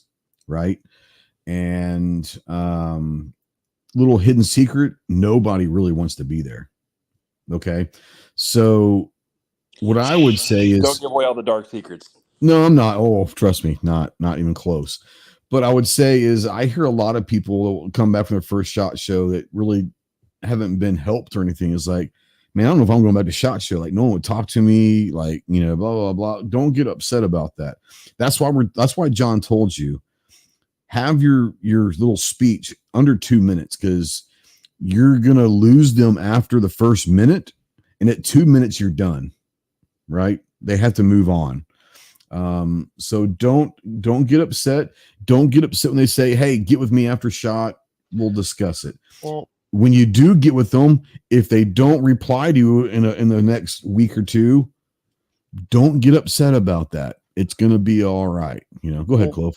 Well, you're going to have to learn to modify your speech on the fly according to what works and what doesn't, and the people you're talking to. And here's the kicker. Chris will probably can nod and agree to this, because, you know, this is part of the thing. He's been to a bunch of shows, and it's the newest one, I guess, on the panel. But you refine your pitch the more of these events that you go to, and the more that you interact. It gives you that chance to refine your pitch to the point that you can walk into a booth and you can tailor that pitch to that particular company with that particular product or whatever it is a lot quicker and a lot easier. Yeah, because just having the same canned thing, right? But to be indifferent, you know, Ghost, like your weirdo clothes, you've had this happen, I'm sure. But I've had booths I've walked into, or companies I've walked up to, that, you know, I've walked past their booths. I've seen them at shows, but I've never really interacted with them. And I walk into their booth, and they don't know who I am, but they know who I am. You know what I mean? Like, it's like, oh shit, we've seen you at so and so walking around with this crazy whatever it was, right? Yeah. Like, they remembered the shirt, or they remembered the shoes, or they remembered the something like that. That I was that guy that walked by the booth, right? And so it's that repertoire or whatever of being at these shows consistently and being seen, and that helps dramatically. And if you can build that throughout the year, it's too late now, fucking course, but you know, that's something to remember. What, like you're talking about, if you're getting ignored, then, you know, make shows throughout the year, and then that by the time you get a SHOT, like, it's not a big deal. You're part of the people that you're supposed to be there. You're part of the people that's always at these shows. It's not a big deal. Yeah, I get it. Exactly. Trey brought up something really good. This is a selling show for the industry. So when you walk into a booth, 90% of the time, it's going to be a sales rep, either a rep group sales rep or a company sales rep. Yep. You can talk to them, but I highly recommend you go, hey, dude, I'm with media. I'm here. I'd like to shoot a video or whatever. I'd like to talk to your marketing guy. If he's not available, do you have time to do something? Those guys are there to sell. That's how they make their money. If you go in and just start pestering them, they're going to be turned off real quick. And when you come back and the media guy's actually there, he's going to hear the story about the guy who's been pestered them for 20 minutes or wasted 20 minutes of their time. So if you go, hey, I'm with media, I'd like to talk to marketing or media rep or social media rep or whoever, that's a better way of starting the conversation, because then they can pass you off to who needs to get passed off. Yeah, and when you get to that marketing person, say, hey, who here should I talk to about doing a video? Because they're going to send you to the guy that they want representing them, who's the best at their pitch, right? So if you want to get the best person, go to the marketing or media guy and say, hey, want to do a quick video about, you know, which one you want to do? You know what? I'll say this. You might go into and say, I want to do it on this particular gun. But if you really want to stand out a little bit, sit there and say, well, what do you want to do a video on? I don't know. Which one do you guys need to get, you know, out there? Be open to do what they want to do. And then at that point, say, who would be the person would be the best to be put in front of camera, and let them decide who they're going to put in front of camera. Go ahead. No, I was going to say, John brought up a good point, and I was going to say something to that effect too. Like, most of these guys, like us, who use rep group or have internal sales guys, depends on the company. Those dudes are used to media guys walking up at SHOT, at NRA, at the big shows like that. So they already know that what you're looking for, and they appreciate you not just kind of hanging around trying to waste everybody's time going, hey, I'm looking for the media guy to do some footage, or whoever is, you know, doing the product videos or whatever, and they'll get you right to that guy, or going, hey, it's this dude over here. He's busy right a second, but give it 10 minutes and he'll be free or whatever. Yeah. Like, they appreciate that, and they'll help. Like, I know my guys who work with us will go, yeah, man, thanks for doing that, because I didn't know. They don't know who all these people are, because most of these reps, their sales are a thing. They don't know who. It doesn't matter what level influencer it might be. They don't know who those dudes are, nor do they care. 100%. I would. Go ahead. Oh, I was just going to expand on that and say that, if for most of us on this panel anyway, the way that we operate is we're seeking a relationship, right? We want more than just send us some fucking product or sponsor our podcast. Like, we're truly looking for, I love it when, you've got friends and we care about each other. It's just, we all awesome, go out to dinner when right? we see each other. It's so fucking awesome, right? It's like we're invested in the company as much as the people that work for the fucking company are invested in the company, and they see that and they appreciate that. And it's just that everybody, is trying to help everybody do better type situation. It's amazing. And so, and to the point of that, I agree that it's a show for the industry to chase their money and make their money. And we have to respect that as media as much as possible. Yep. Right. We're there to help them, help their business grow and help them make money. And we don't do that by hindering their sales or whatever, taking up their time. But along the same lines, like if there's a lull, right? If there's nobody else in that booth or whatever, and you're waiting on the media person or you're waiting on the person that is going to be on camera with you, have conversations with the other fucking people that's there. Because you may hit it off really well with, one of the sales guys. You may hit it off really well, the fucking CEO of the company. And those are nice relationships to have. Like, that's where it all starts as far as the relationships go. Yeah. But ultimately, if you're looking for the video, you're looking for it to the product to review and things like that. Yes, the media marketing. Don't waste your time talking a big game to a sales rep. Well, and let's just be honest. If you're a first timer at SHOT, even if you've been there a couple of years, you may not understand this. These companies hire, I'm not going to call them actors, but they hire people to work their booths during SHOT. They memorize this. I mean, they're very good at what they do. They memorize the specs of these guns. They memorize the sales pitch and all that, but they don't work for that company. They don't have a damn clue about who that company is. They're there to be a body inside the booth. So be careful as to who you're going to talk to, because you don't know. You might get someone that was literally 2 days ago memorizing a binder. Yeah. That's the reality of it. Or a distributor rep or something, right? Sure. A lot of companies will do that. Yeah. And so it, we hear most a of them lot. will tell you that, or they'll pass you on to someone else. You never know. How many times do we do a conversation like this? It's a follow-up to a show, be it SHOT Show or whatever, right? And we get other creators that go, or we even get it through email or text or something, right? Or we have a phone conversation. We hear other creators that may be new or whatever that go, oh, I talked to so-and-so booth, and, and I didn't get nowhere. They didn't email me back, and they didn't blah, blah, blah. And you're like, who did you talk to? And they're like, well, I talked to David. And you're like, who the fuck is David? Who's David? Yeah. Like, you've had that happen, right? You and I have had those conversations. I've had it happen. Before. And I was naive to think that I didn't know all this stuff. That's what we're trying to do, helping people right now. Yeah, so get the right person, 100%. Yep, go ahead. Here's another thing I'm gonna add in, because I've had this happen to me working the sales or working SHOT Show, and Trey and Clover do it perfectly. When I first met them, they were like, "Hey, we're gonna have a conversation. We're gonna hang out." We literally hung out at the Faxon booth for like an hour. For an hour and a half or 2 hours. I mean, yeah. And we shot the breeze. Nothing, just talked and got to know each other, Yeah. My biggest pet peeve, and I don't know if Chase has ever had this happen too. I, as a salesman on the SHOT Show floor, will start giving my sales pitch to somebody if they're walking up, they're interested in the product. If you start filming me during my sales pitch, which is normally sensitive information that shouldn't be given to someone else. Yeah. Yeah. Yeah. I like you nicely the first time. Yeah. Nicely. Like, do not record the sales guys if they're like, hey, we got the SHOT Show special going on and this is what it is. I had one person do that, and I was like, we're done. Like, mid talking, I turn around, the camera's on me. I'm like, hey, what's going on? Oh, we're filming. I'm like, you came in as a buyer. So don't lie about your credentials.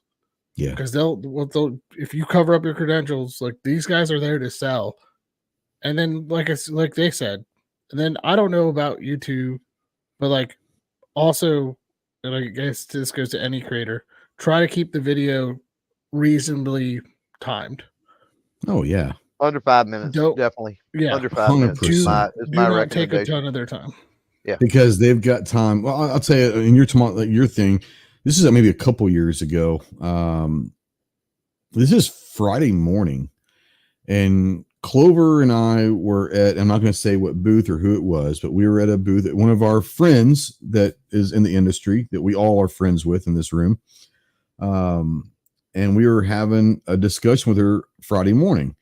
And it was one of those things where it wasn't, we already done the business meeting and all that. This was Friday morning. Hey, come over here, and we're talking. Now, do we talking a little bit of business? A little bit.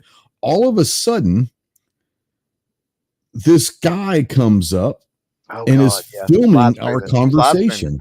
He's live streaming our personal private conversation. And our friend, she looks at him very bluntly, and she's like, "What the fuck are you doing?" She's like, "You don't come into someone's booth and start filming private conversations." Once again, he didn't know, but be smart and be, what do you call it? Common sense. Have a little bit of common sense. If someone's having a conversation, leave them alone until they're not having a conversation, Yeah. Read the room, situational awareness. Yeah. Yeah.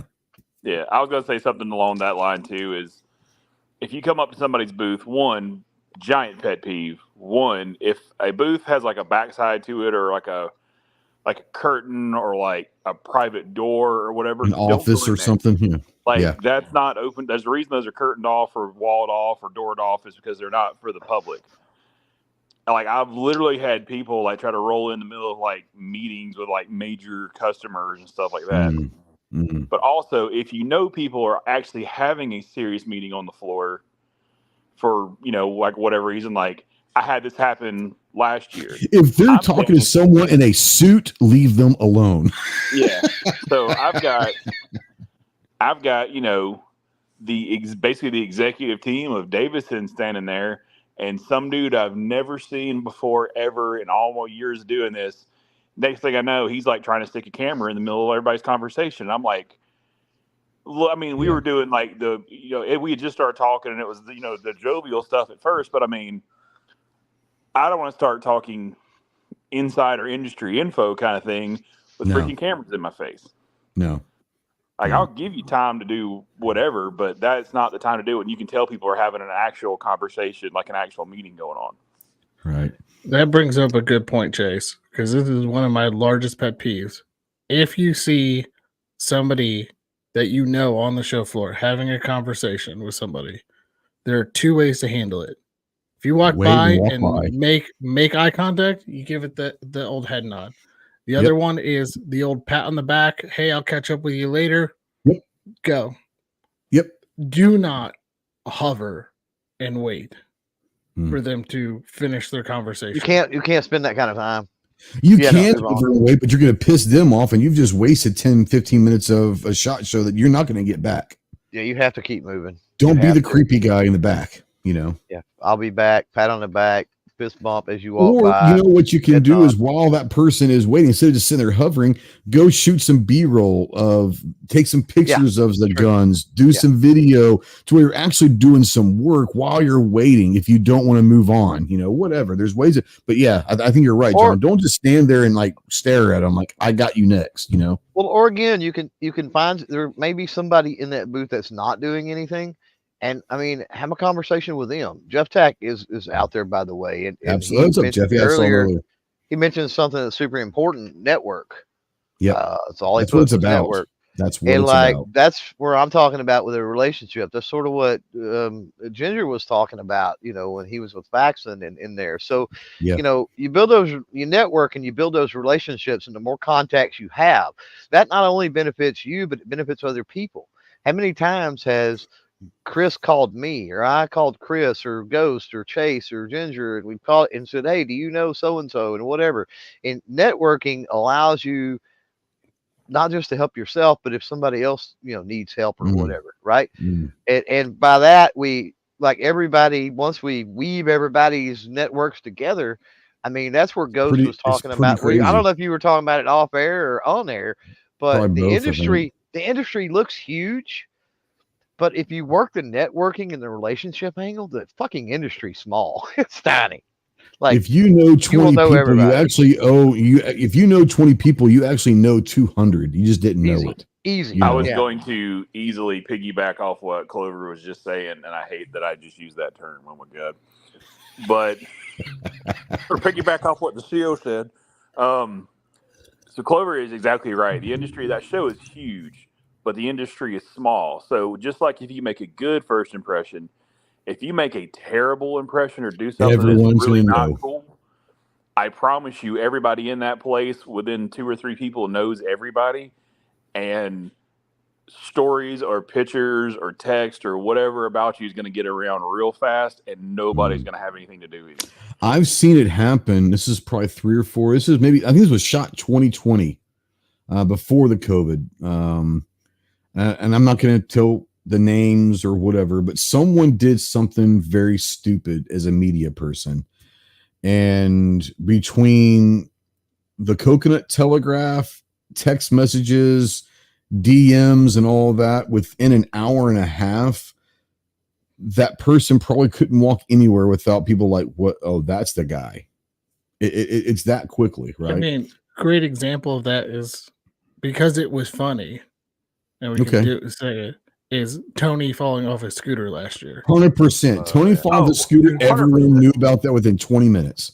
Yep. Absolutely. That video, and he's a good sport about it. He is. Yeah, and we don't mean like little mess ups or little like, oh, I'm sorry, I didn't mean not. We're talking about like egregious shit. Like if you do something ridiculous, you're going to get remembered in a not so fond way, and everybody's going to know fast. Yep. Yeah. Now, Mike, we were talking earlier about our 2-minute pitch, and I think this is Mike sends it goes, "What's up, YouTube? What's up, everybody? Chicago Mike here, of a boy Chase EAA booth shot show where he can talk about this beautiful, beautiful firearms. So stay tuned. That's not the pitch we're talking about. You're talking about an intro to your videos. That's not what we're talking about. When we're talking about pitch, now you may not be ready to talk pitches and all that. I don't know. The pitch is what we're talking about is wanting to do business with these companies. Yeah. You've got 2 minutes to sell yourself and your idea and your projects, whatever you want to call them, to those companies to see if they're willing or able or want to work with you. It's not an intro to a video. Now, if you're not going to shot that first year to do the pitch, which is fine, I think that's probably a smart idea. If you're going there to shot show the first year to get as much content as you can to kind of feel your way around the industry and figure out what it's all about, that's a smart way of doing it. But if you're going to go there to try to do some business at shot, what we're saying is your pitch on selling yourself or selling your project to these companies better stay under 2 minutes. Because time is money. And another pro tip here. It better be focused on what you can fucking do for them, not what they can do for you. Right? Yep. So I'm Chicago, and I'm picking on Mike here because, he put it out there. But walk into a booth, hey, I'm Chicago Mike, and I do, videos and all that kind of stuff on YouTube. And, I really would like to get a booth interview, and then maybe we can talk about you send me some guns to review. No, fuck that. You need to go in and go, I'm Chicago Mike the shooter. I reach this many people. I can get your products in front of this. I'm a big fan of your products. What do you need help getting promotion out with? I don't even do that. That's just me. I don't even talk numbers. I don't do numbers in mine. Yeah, I mean, you can, but reach cannot be numbers, but through what type of means, the platform, what types of content. I get it. Yeah, I'm not talking specifically numbers, right? Yeah. But what can you do for them? Not what are they going to do for you? They're not there. Absolutely. That's one of my biggest pet peeves. I know that Ginger and Chase both is on their end of things and talked about their pet peeves. My pet peeve as a creator is the people that think that gun tubers are the industry's there for the gun tubers. Fuck that. No, it's our job to promote and elevate the industry and their products. That's our job. That's right. It's not what they can do for us. Don't be the guy that comes in that I've never met, and 30 seconds into your whatever spiel, you're like, "Hey, can I get a free gun or 12?" Yeah, 12. Right.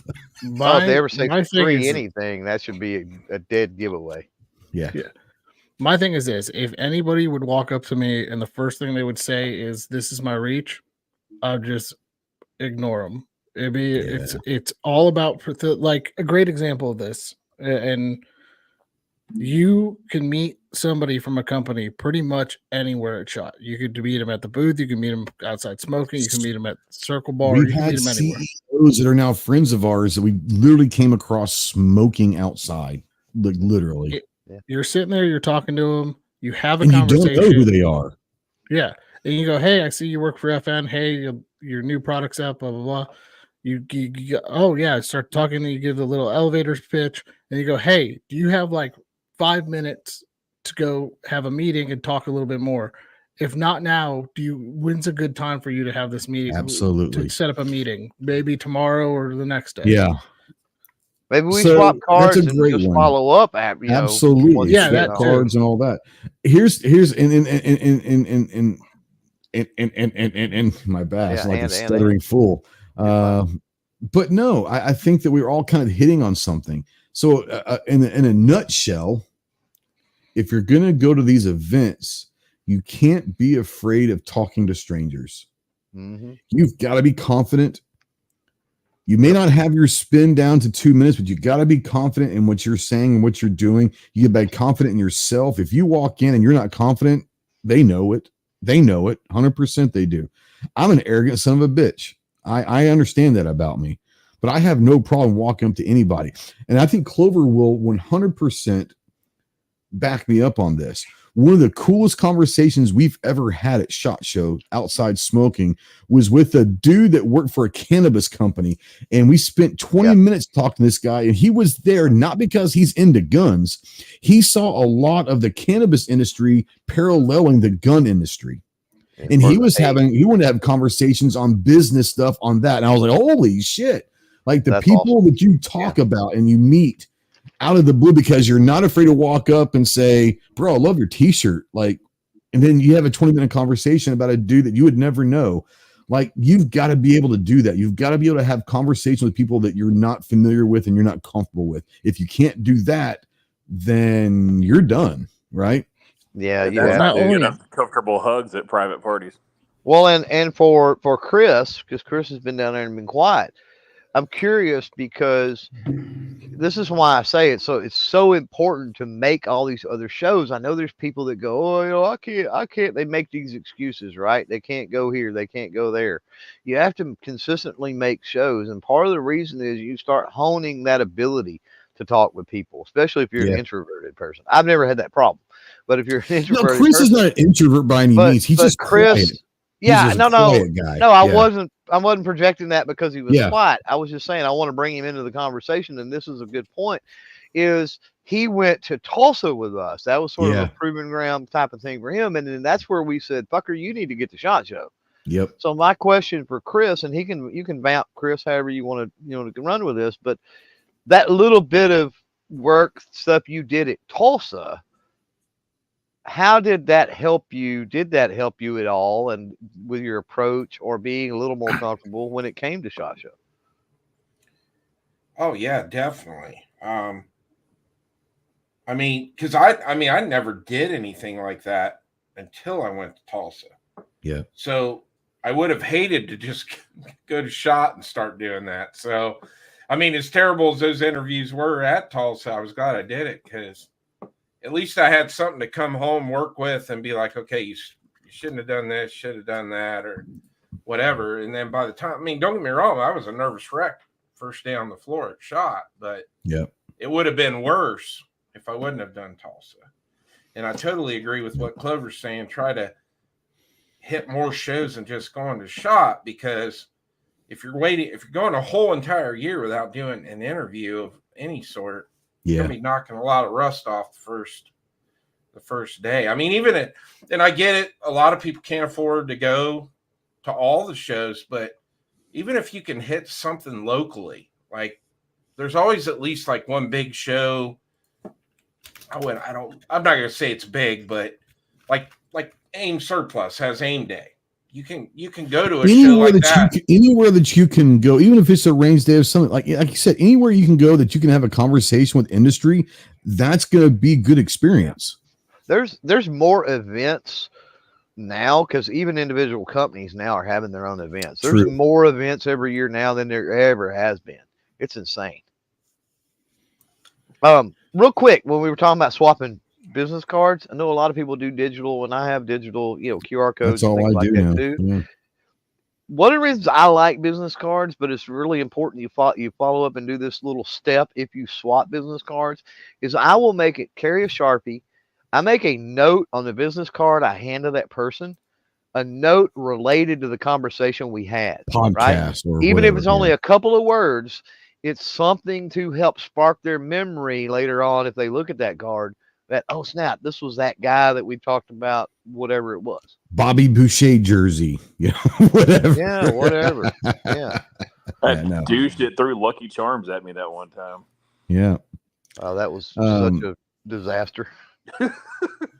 It was cool, but it was a disaster. Yeah. If you want to know what kind of a shy, introverted person Ghost really is, walk into the middle of him filming and pick up his Ghost energy and my Ghost energy drink right in the middle of me filming. Yeah, you're going to see the introvert come out in me.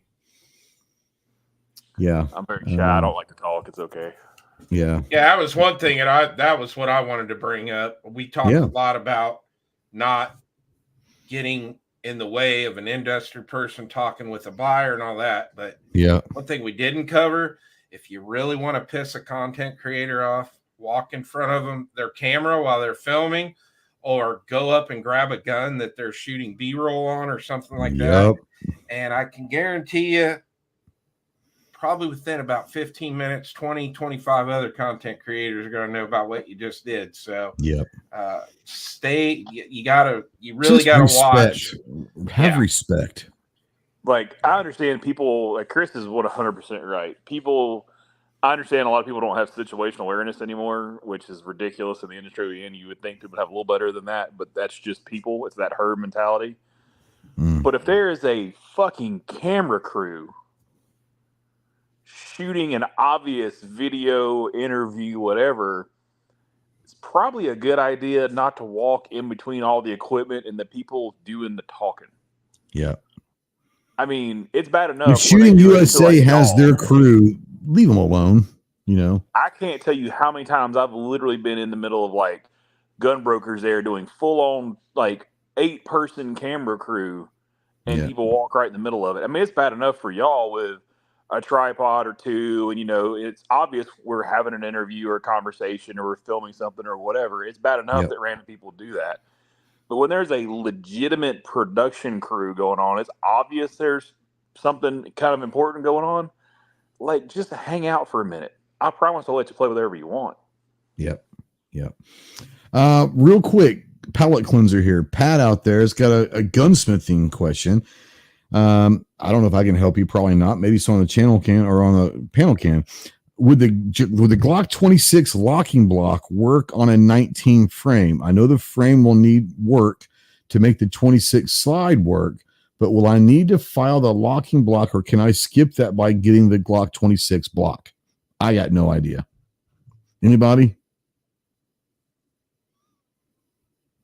They should be the same block. No, the Glock 26 block won't fit. They're not the same frame. Yeah. No, the 26, I'll tell you here real quick. Smaller. He said he can't find a spec sheet, but I'm sure there's got to be one out there. So your Glock 26 locking block will fit the 27, 33, 39 in the Gen 3, 4, and 5. But no, you will not be able to put a 26 locking block in a 19 frame. Yeah, Chris is right. So I had to go back and read his question for a second. So dusting off my old Glock armor skills, because that's been many moons ago. But yes, the subframes, the 26, 27, 33, 30, all the baby stuff, that locking block is slightly smaller than what's in the 19, 17, 17L, 34, 30, all that. And then your like 43X, all that stuff, it's its own animal too. But as far as like a 26 to a 19, no, you'll need a slightly larger block. He's like, I know the top of the block is longer on the 19, but what about the bottom frame insertion point? I got no fucking The bottom clue. part is the same. It's the length of the actual, like the slide rail itself, the locking block. The depth is the same because the frames are the same, just shorter. Yeah. And you got to remember, you got 2-pin versus 3-pin. It depends on generation Glock and all that shit too. But there you go.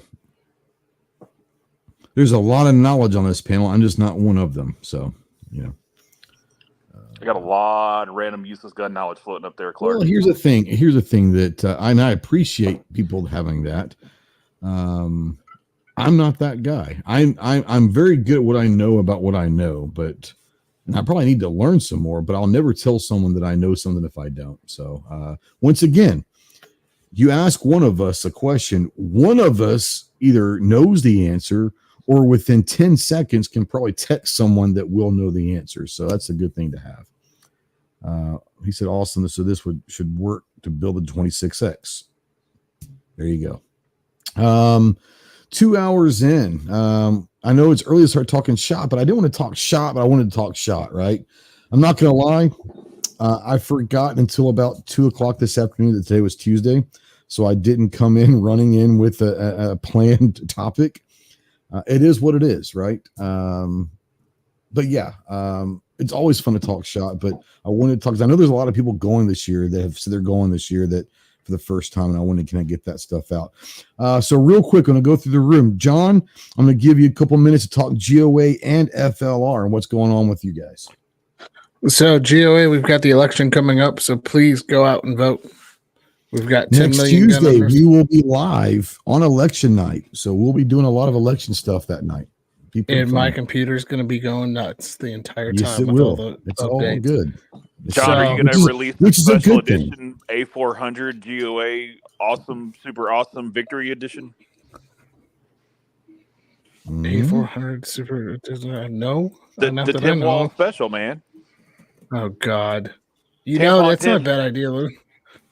Tampon Tim is the special edition A400. Come on, you got to do it. Come on, you guys. Bretta's taking over the world, guys. Bretta's taking over the world. Let me make a phone call. Let me see if Dino will entertain that. Speaking of special editions, thank you, Chase, for the segue. We have the GOA Canic. Cool holster. So that is out. There's only 500 of them made. Go get them before they're not the patch, guys. The actual gun. The actual gun. Actually, there was only 500 patches made too. But go get it before they're gone. Classic Firearms is the only one who have it. And for FLR, we should be launching our Bull Armory video this week, hopefully tomorrow. Fantastic. So that's it. Well, thanks for coming on, homie. Christopher, what's going on in the 740? I know you said that you've been dealing with work and all that, but if people weren't here earlier, I know you've got some work coming out with the 1022. Yep, the bench gun is completely finished now, so hoping Friday, gonna get out, start filming with that, and then all my parts finally came back from the printer, the 3D printing guy with for my Rough Rider. So I just got done putting that back together today. So this time they made it out of carbon fiber. So hopefully it won't blow apart when I'm at the range. So so there'll be a video coming back out with that because everybody thinks that gun's crazy looking. So get it back out on the channel. You got to, man. Thanks for having me on. Had a great time. Of course. Yeah. I just can't wait. I can't wait to see everybody in less than 100 days, so we will be doing another dinner probably that Monday night after range day again. Don't know where we're going to do it, but last year we had 18 or 20 of us. I can't remember. It was a big, maybe the same place.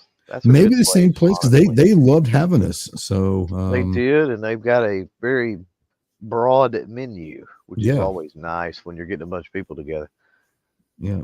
So, but yeah, our crew will be doing that after Monday night's range day. We'll all get together with everybody and kind of pass out the marching orders. When you have a herd of that many people, I learned very quickly you can't ask what everybody wants to do. You just do it and tell them where to be, and it's kind of easier.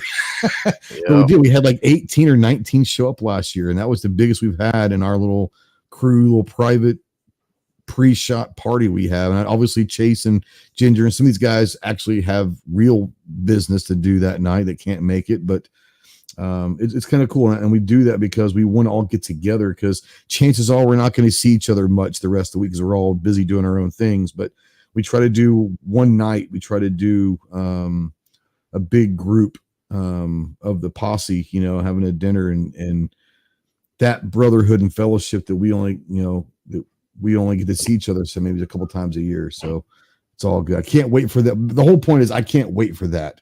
That's one of my favorite things every year is having that dinner with everybody and seeing everybody and all that. So to answer mandatory carries question out there, yes, they do. Yes, they do. Yes. I mean, I might try to make an appearance at some point if y'all can promise I don't get a whole tray of freaking drinks dumped on me again this time.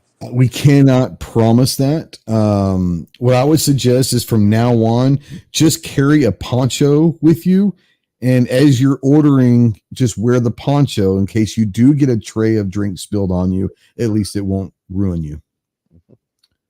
There's a good chance you could probably find a poncho at SHOT Show. We could get him a bib like we did budget that one time. There ain't a bib in the world's going to fit that sumbitch. Let's just be honest. That's probably true. Yeah. He's a big old boy. If you buy your wife bibs as a joke because she keeps dropping stuff on her chest, I'll put it that way. Yes. They get real upset. Just throwing that out there too. Just a little bit. Just a little bit. I think, Chase, you just need to start wearing like latex and spandex stuff that's waterproof, just in case. I wetsuit. A wetsuit. He's from Florida. Surely he has a wetsuit. He's got himself a wetsuit. Just show I'll show like just it can just be like the top. It can be like the top wetsuit, not the whole thing, just the top. Yeah. Yeah, just a rash guard, like a snorkel. A snorkel. The sad thing is in Vegas, you wouldn't even be the most weirdly dressed at that restaurant if you wore a snorkel and a wetsuit. Just saying. No. Go scuba diving in the fountain. I don't do that scuba diving. I do that snorkeling. With your snorkel. Good God. Chase, thanks for coming on. What's going on, man? I tell you what, I know you guys dropped some goodness at NASGW last week. Without giving it away, I tell you what, there's going to be some shit going on at EAA next year. What you can talk about, what's going on with you guys? What the hell are y'all doing over there? I mean, I might have dropped like 7 new guns a week ago, whatever. Yeah, like you shook up the show, bro. Like you brought you brought a whole fucking line out. So I mean, those are what's going to be new for 2025. Maybe another twist or two in there. Are you calling it the X series? Is that what you're calling? I mean, is that the official or okay? Yeah. So anything with an X behind it is the new updated version of some of our traditional stuff. But they're badass. We got some stuff that's spiral fluted. We got some threaded barrel stuff. We've got some built-in comps. Slides. And then you get into the big boys like the 2311 Match and Match X, and you've got guns are going to be guaranteed trigger pull weights. Are going to have guaranteed accuracy targets with them. Yeah, shipped with the gun. You'll have the targets with the guns. Yeah. Yeah. Now, is that Paul's job? Is that Paul's job? God, I hope not. So he's just going to sit there with a target and like a good sized pencil, like an old school, kindergarten pencil, and just poke the hole. Absolutely. Yeah. We got this. It's a number 2 pencil is relatively the same size as a 9mm. Just throwing it out there. Yeah. So, but no, that match X is pretty legit. That integral comp. To that regard X is pretty sexy too. Yeah, the influencer X for the money is legit. I mean, yeah. The whole idea behind this year is like, well, you'll see a lot of our advertising stuff this year is going to be why pay more, like why pay something that's 4 times as expensive just for brand X's name on it. Yeah, absolutely. Real quick, mandatory carry out there says, okay, so now I have a goal in life. Go to SHOT Show and be the most obviously weird person on earth. That's a challenge. No, it's not, bro. I promise you, in any room you ever walk in, you're probably the weirdest. Just throwing it out there. That's saying a lot coming from I know. There's a lot of weird people on this panel when we get around each other. And I love you, mandatory care, but I'm pretty sure that you're going to be up there in the upper 1% of the weirdest person in each room you ever walk in. So that's a cool thing to know. And here's the thing. Once you know you're a weirdo and everyone else knows that you're a weirdo, you know what that does? That frees you up to be as weird as you want to be because they expect it. With me, my wife calls me an asshole. And I can be the biggest asshole there is. But once people know that, it frees me up to be the asshole. I don't have to worry about it anymore. People expect it. So if people expect you to be weird, bro, I can get weird at these shows. And I tell you what, it's so much more fun being free than having to act a certain way. So embrace the weirdness. You ain't seen weird till you see us at guns.com. This is true. This is true. Especially if they have the aliens again. Yeah, the problem that you have around us is we're pretty brutal to each other. So you better have thick skin around our crew. So ask anybody who doesn't believe that. Just ask John what happens at like dinners after the fact when you show up late. Or if you say no, I can't go. Or, oh, guys, would you want to go play? What was it? The blacklight golf. The blacklight mini golf. What the? Hey, just throwing it out there. You might get molested in the middle of the street at some point. You never know. When did I say we were playing blacklight mini golf? When we were in Dallas at NRAM, and that was the night that you complained that no one invited you out. And we're like, yeah, that's right. We're here. Well, what are y'all going to do afterwards? Don't know. Well, let's go play blacklight mini golf. Go fuck yourself. You got invited to the club and turned that opportunity down. Yes, you did. You missed the best night ever. It was a good night. That was a great night. Like, if you could have, I wish I could have taken a picture of the grin on Kyle's face. It never left. It did not. He was in such a state of bliss. It was amazing. So good. Oh yeah, so good. Speaking of like weirdos and odd stuff, like we ought to, like in all seriousness, ought to create like a 1%er patch.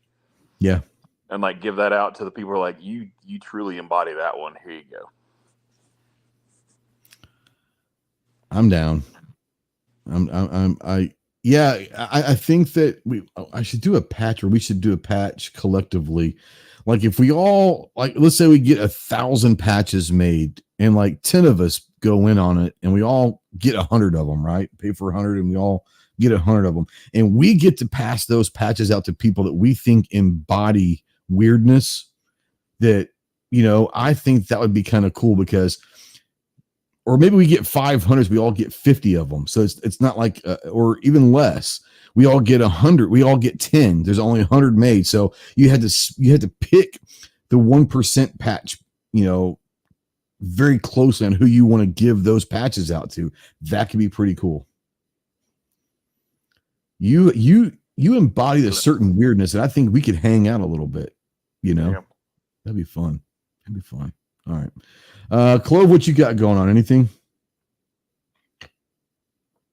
Yeah, I mean, speaking of SHOT and patches, I think I've got my patch designs for SHOT finally figured out. So I've got mine set up already. Try to get those ordered here in the next week or two.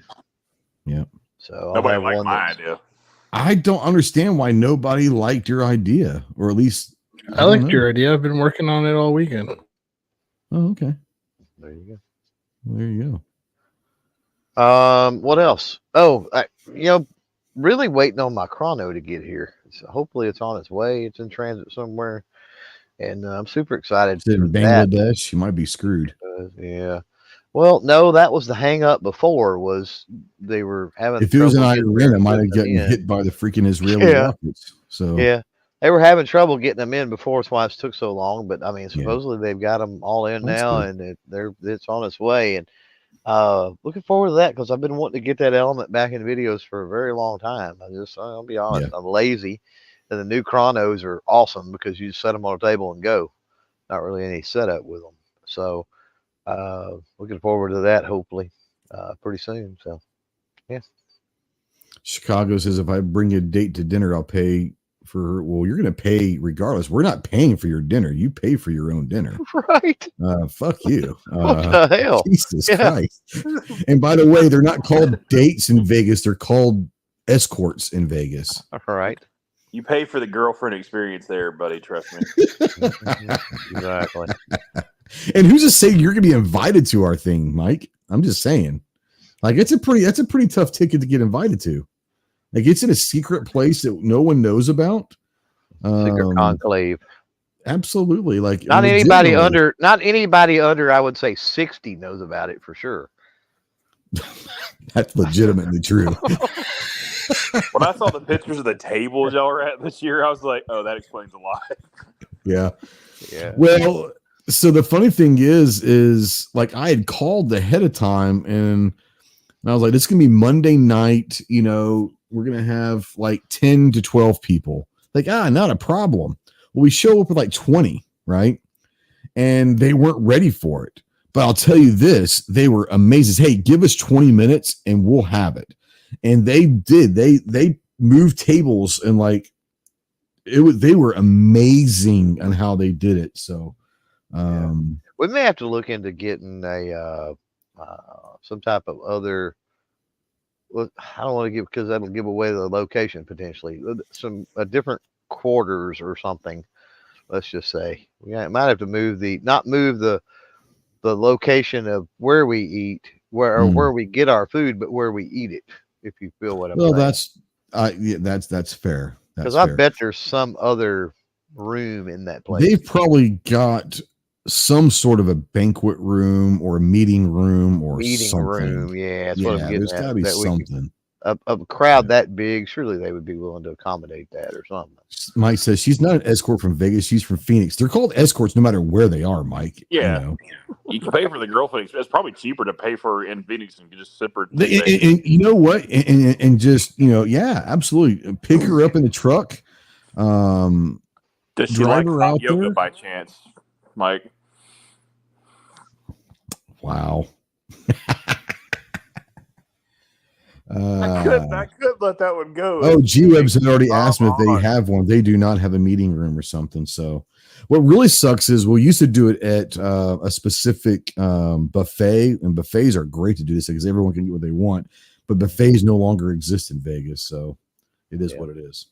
You got that one, but it costs like $100 a person. Yeah. This one used to cost like $25 and it was an amazing buffet. It was broke up by like region countries or whatever. Yeah, your Italian food's over here, your Mexican food's over here, your American stuff's over here, and it was like it was awesome. It was great. Yeah. I'm just saying, I'm looking forward to our special dinner. Our special dinner is going to be Amaze Balls this year. Clover, you still haven't told me if you're going. I got to know. Oh, I'm sorry. Yeah, just let me know. No. That's a special dinner. That's going to be a little different, but it's awesome. I've got 6 this year instead of a 4 top. So they have a kids menu. They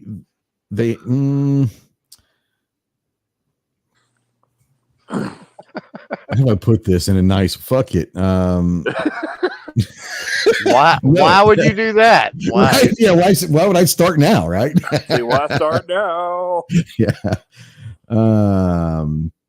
Mike says I already met her in person while I was in Phoenix, so no, she's not a lizard or a prostitute. Well, either one, you know, hey, you We call her don't what judge. you want to, bro. We don't judge, We don't judge. but we will make fun of you. Well, Ginger judges, but Ginger's a soulless bastard, so yeah. Damn, But that's just one more soul he gets to take, so you know he's all for it. We will not embarrass you. We will not give you shit, and we will welcome her with open arms or legs. So we might sing a Creed song about being arms wide open or something. We might sing a Creed song. There might be a Bon Jovi song or two mentioned. You know. Whoa! Never mind. Yeah. All right. Holy shit. We're going to go to the after chat, boys. You guys have fun. Thank you so much for watching. Thanks to Ginger, to Clover, to Chris, to Chase. Thanks to Anderson. Thanks to Wilder Tactical and all those. We do appreciate you guys. Thanks to the Marine Corps. What you guys do. I know it sounds weird, but I don't really thank them, but thank you so much. Yeah, have a good time. Happy Halloween. We'll see you in November. I'm going to go see Morrissey next Monday. So by the time I get to the show next Tuesday, I will be in heaven next Tuesday. It's election night next Tuesday. We'll be watching the election, probably talking the election a lot of time. We'll have our insider, John the Ginger, on location with his ear to the ground, getting 11,000 texts a minute. Absolutely going to have fun with it. Might be the weirdest election coverage you've ever seen, but we're going to have a good time with it. More importantly, guys, get out to the range, be more proficient with your firearms, enjoy your freedoms of being an American, one of which is to keep and bear arms. We'll see you next week. Semper Fi.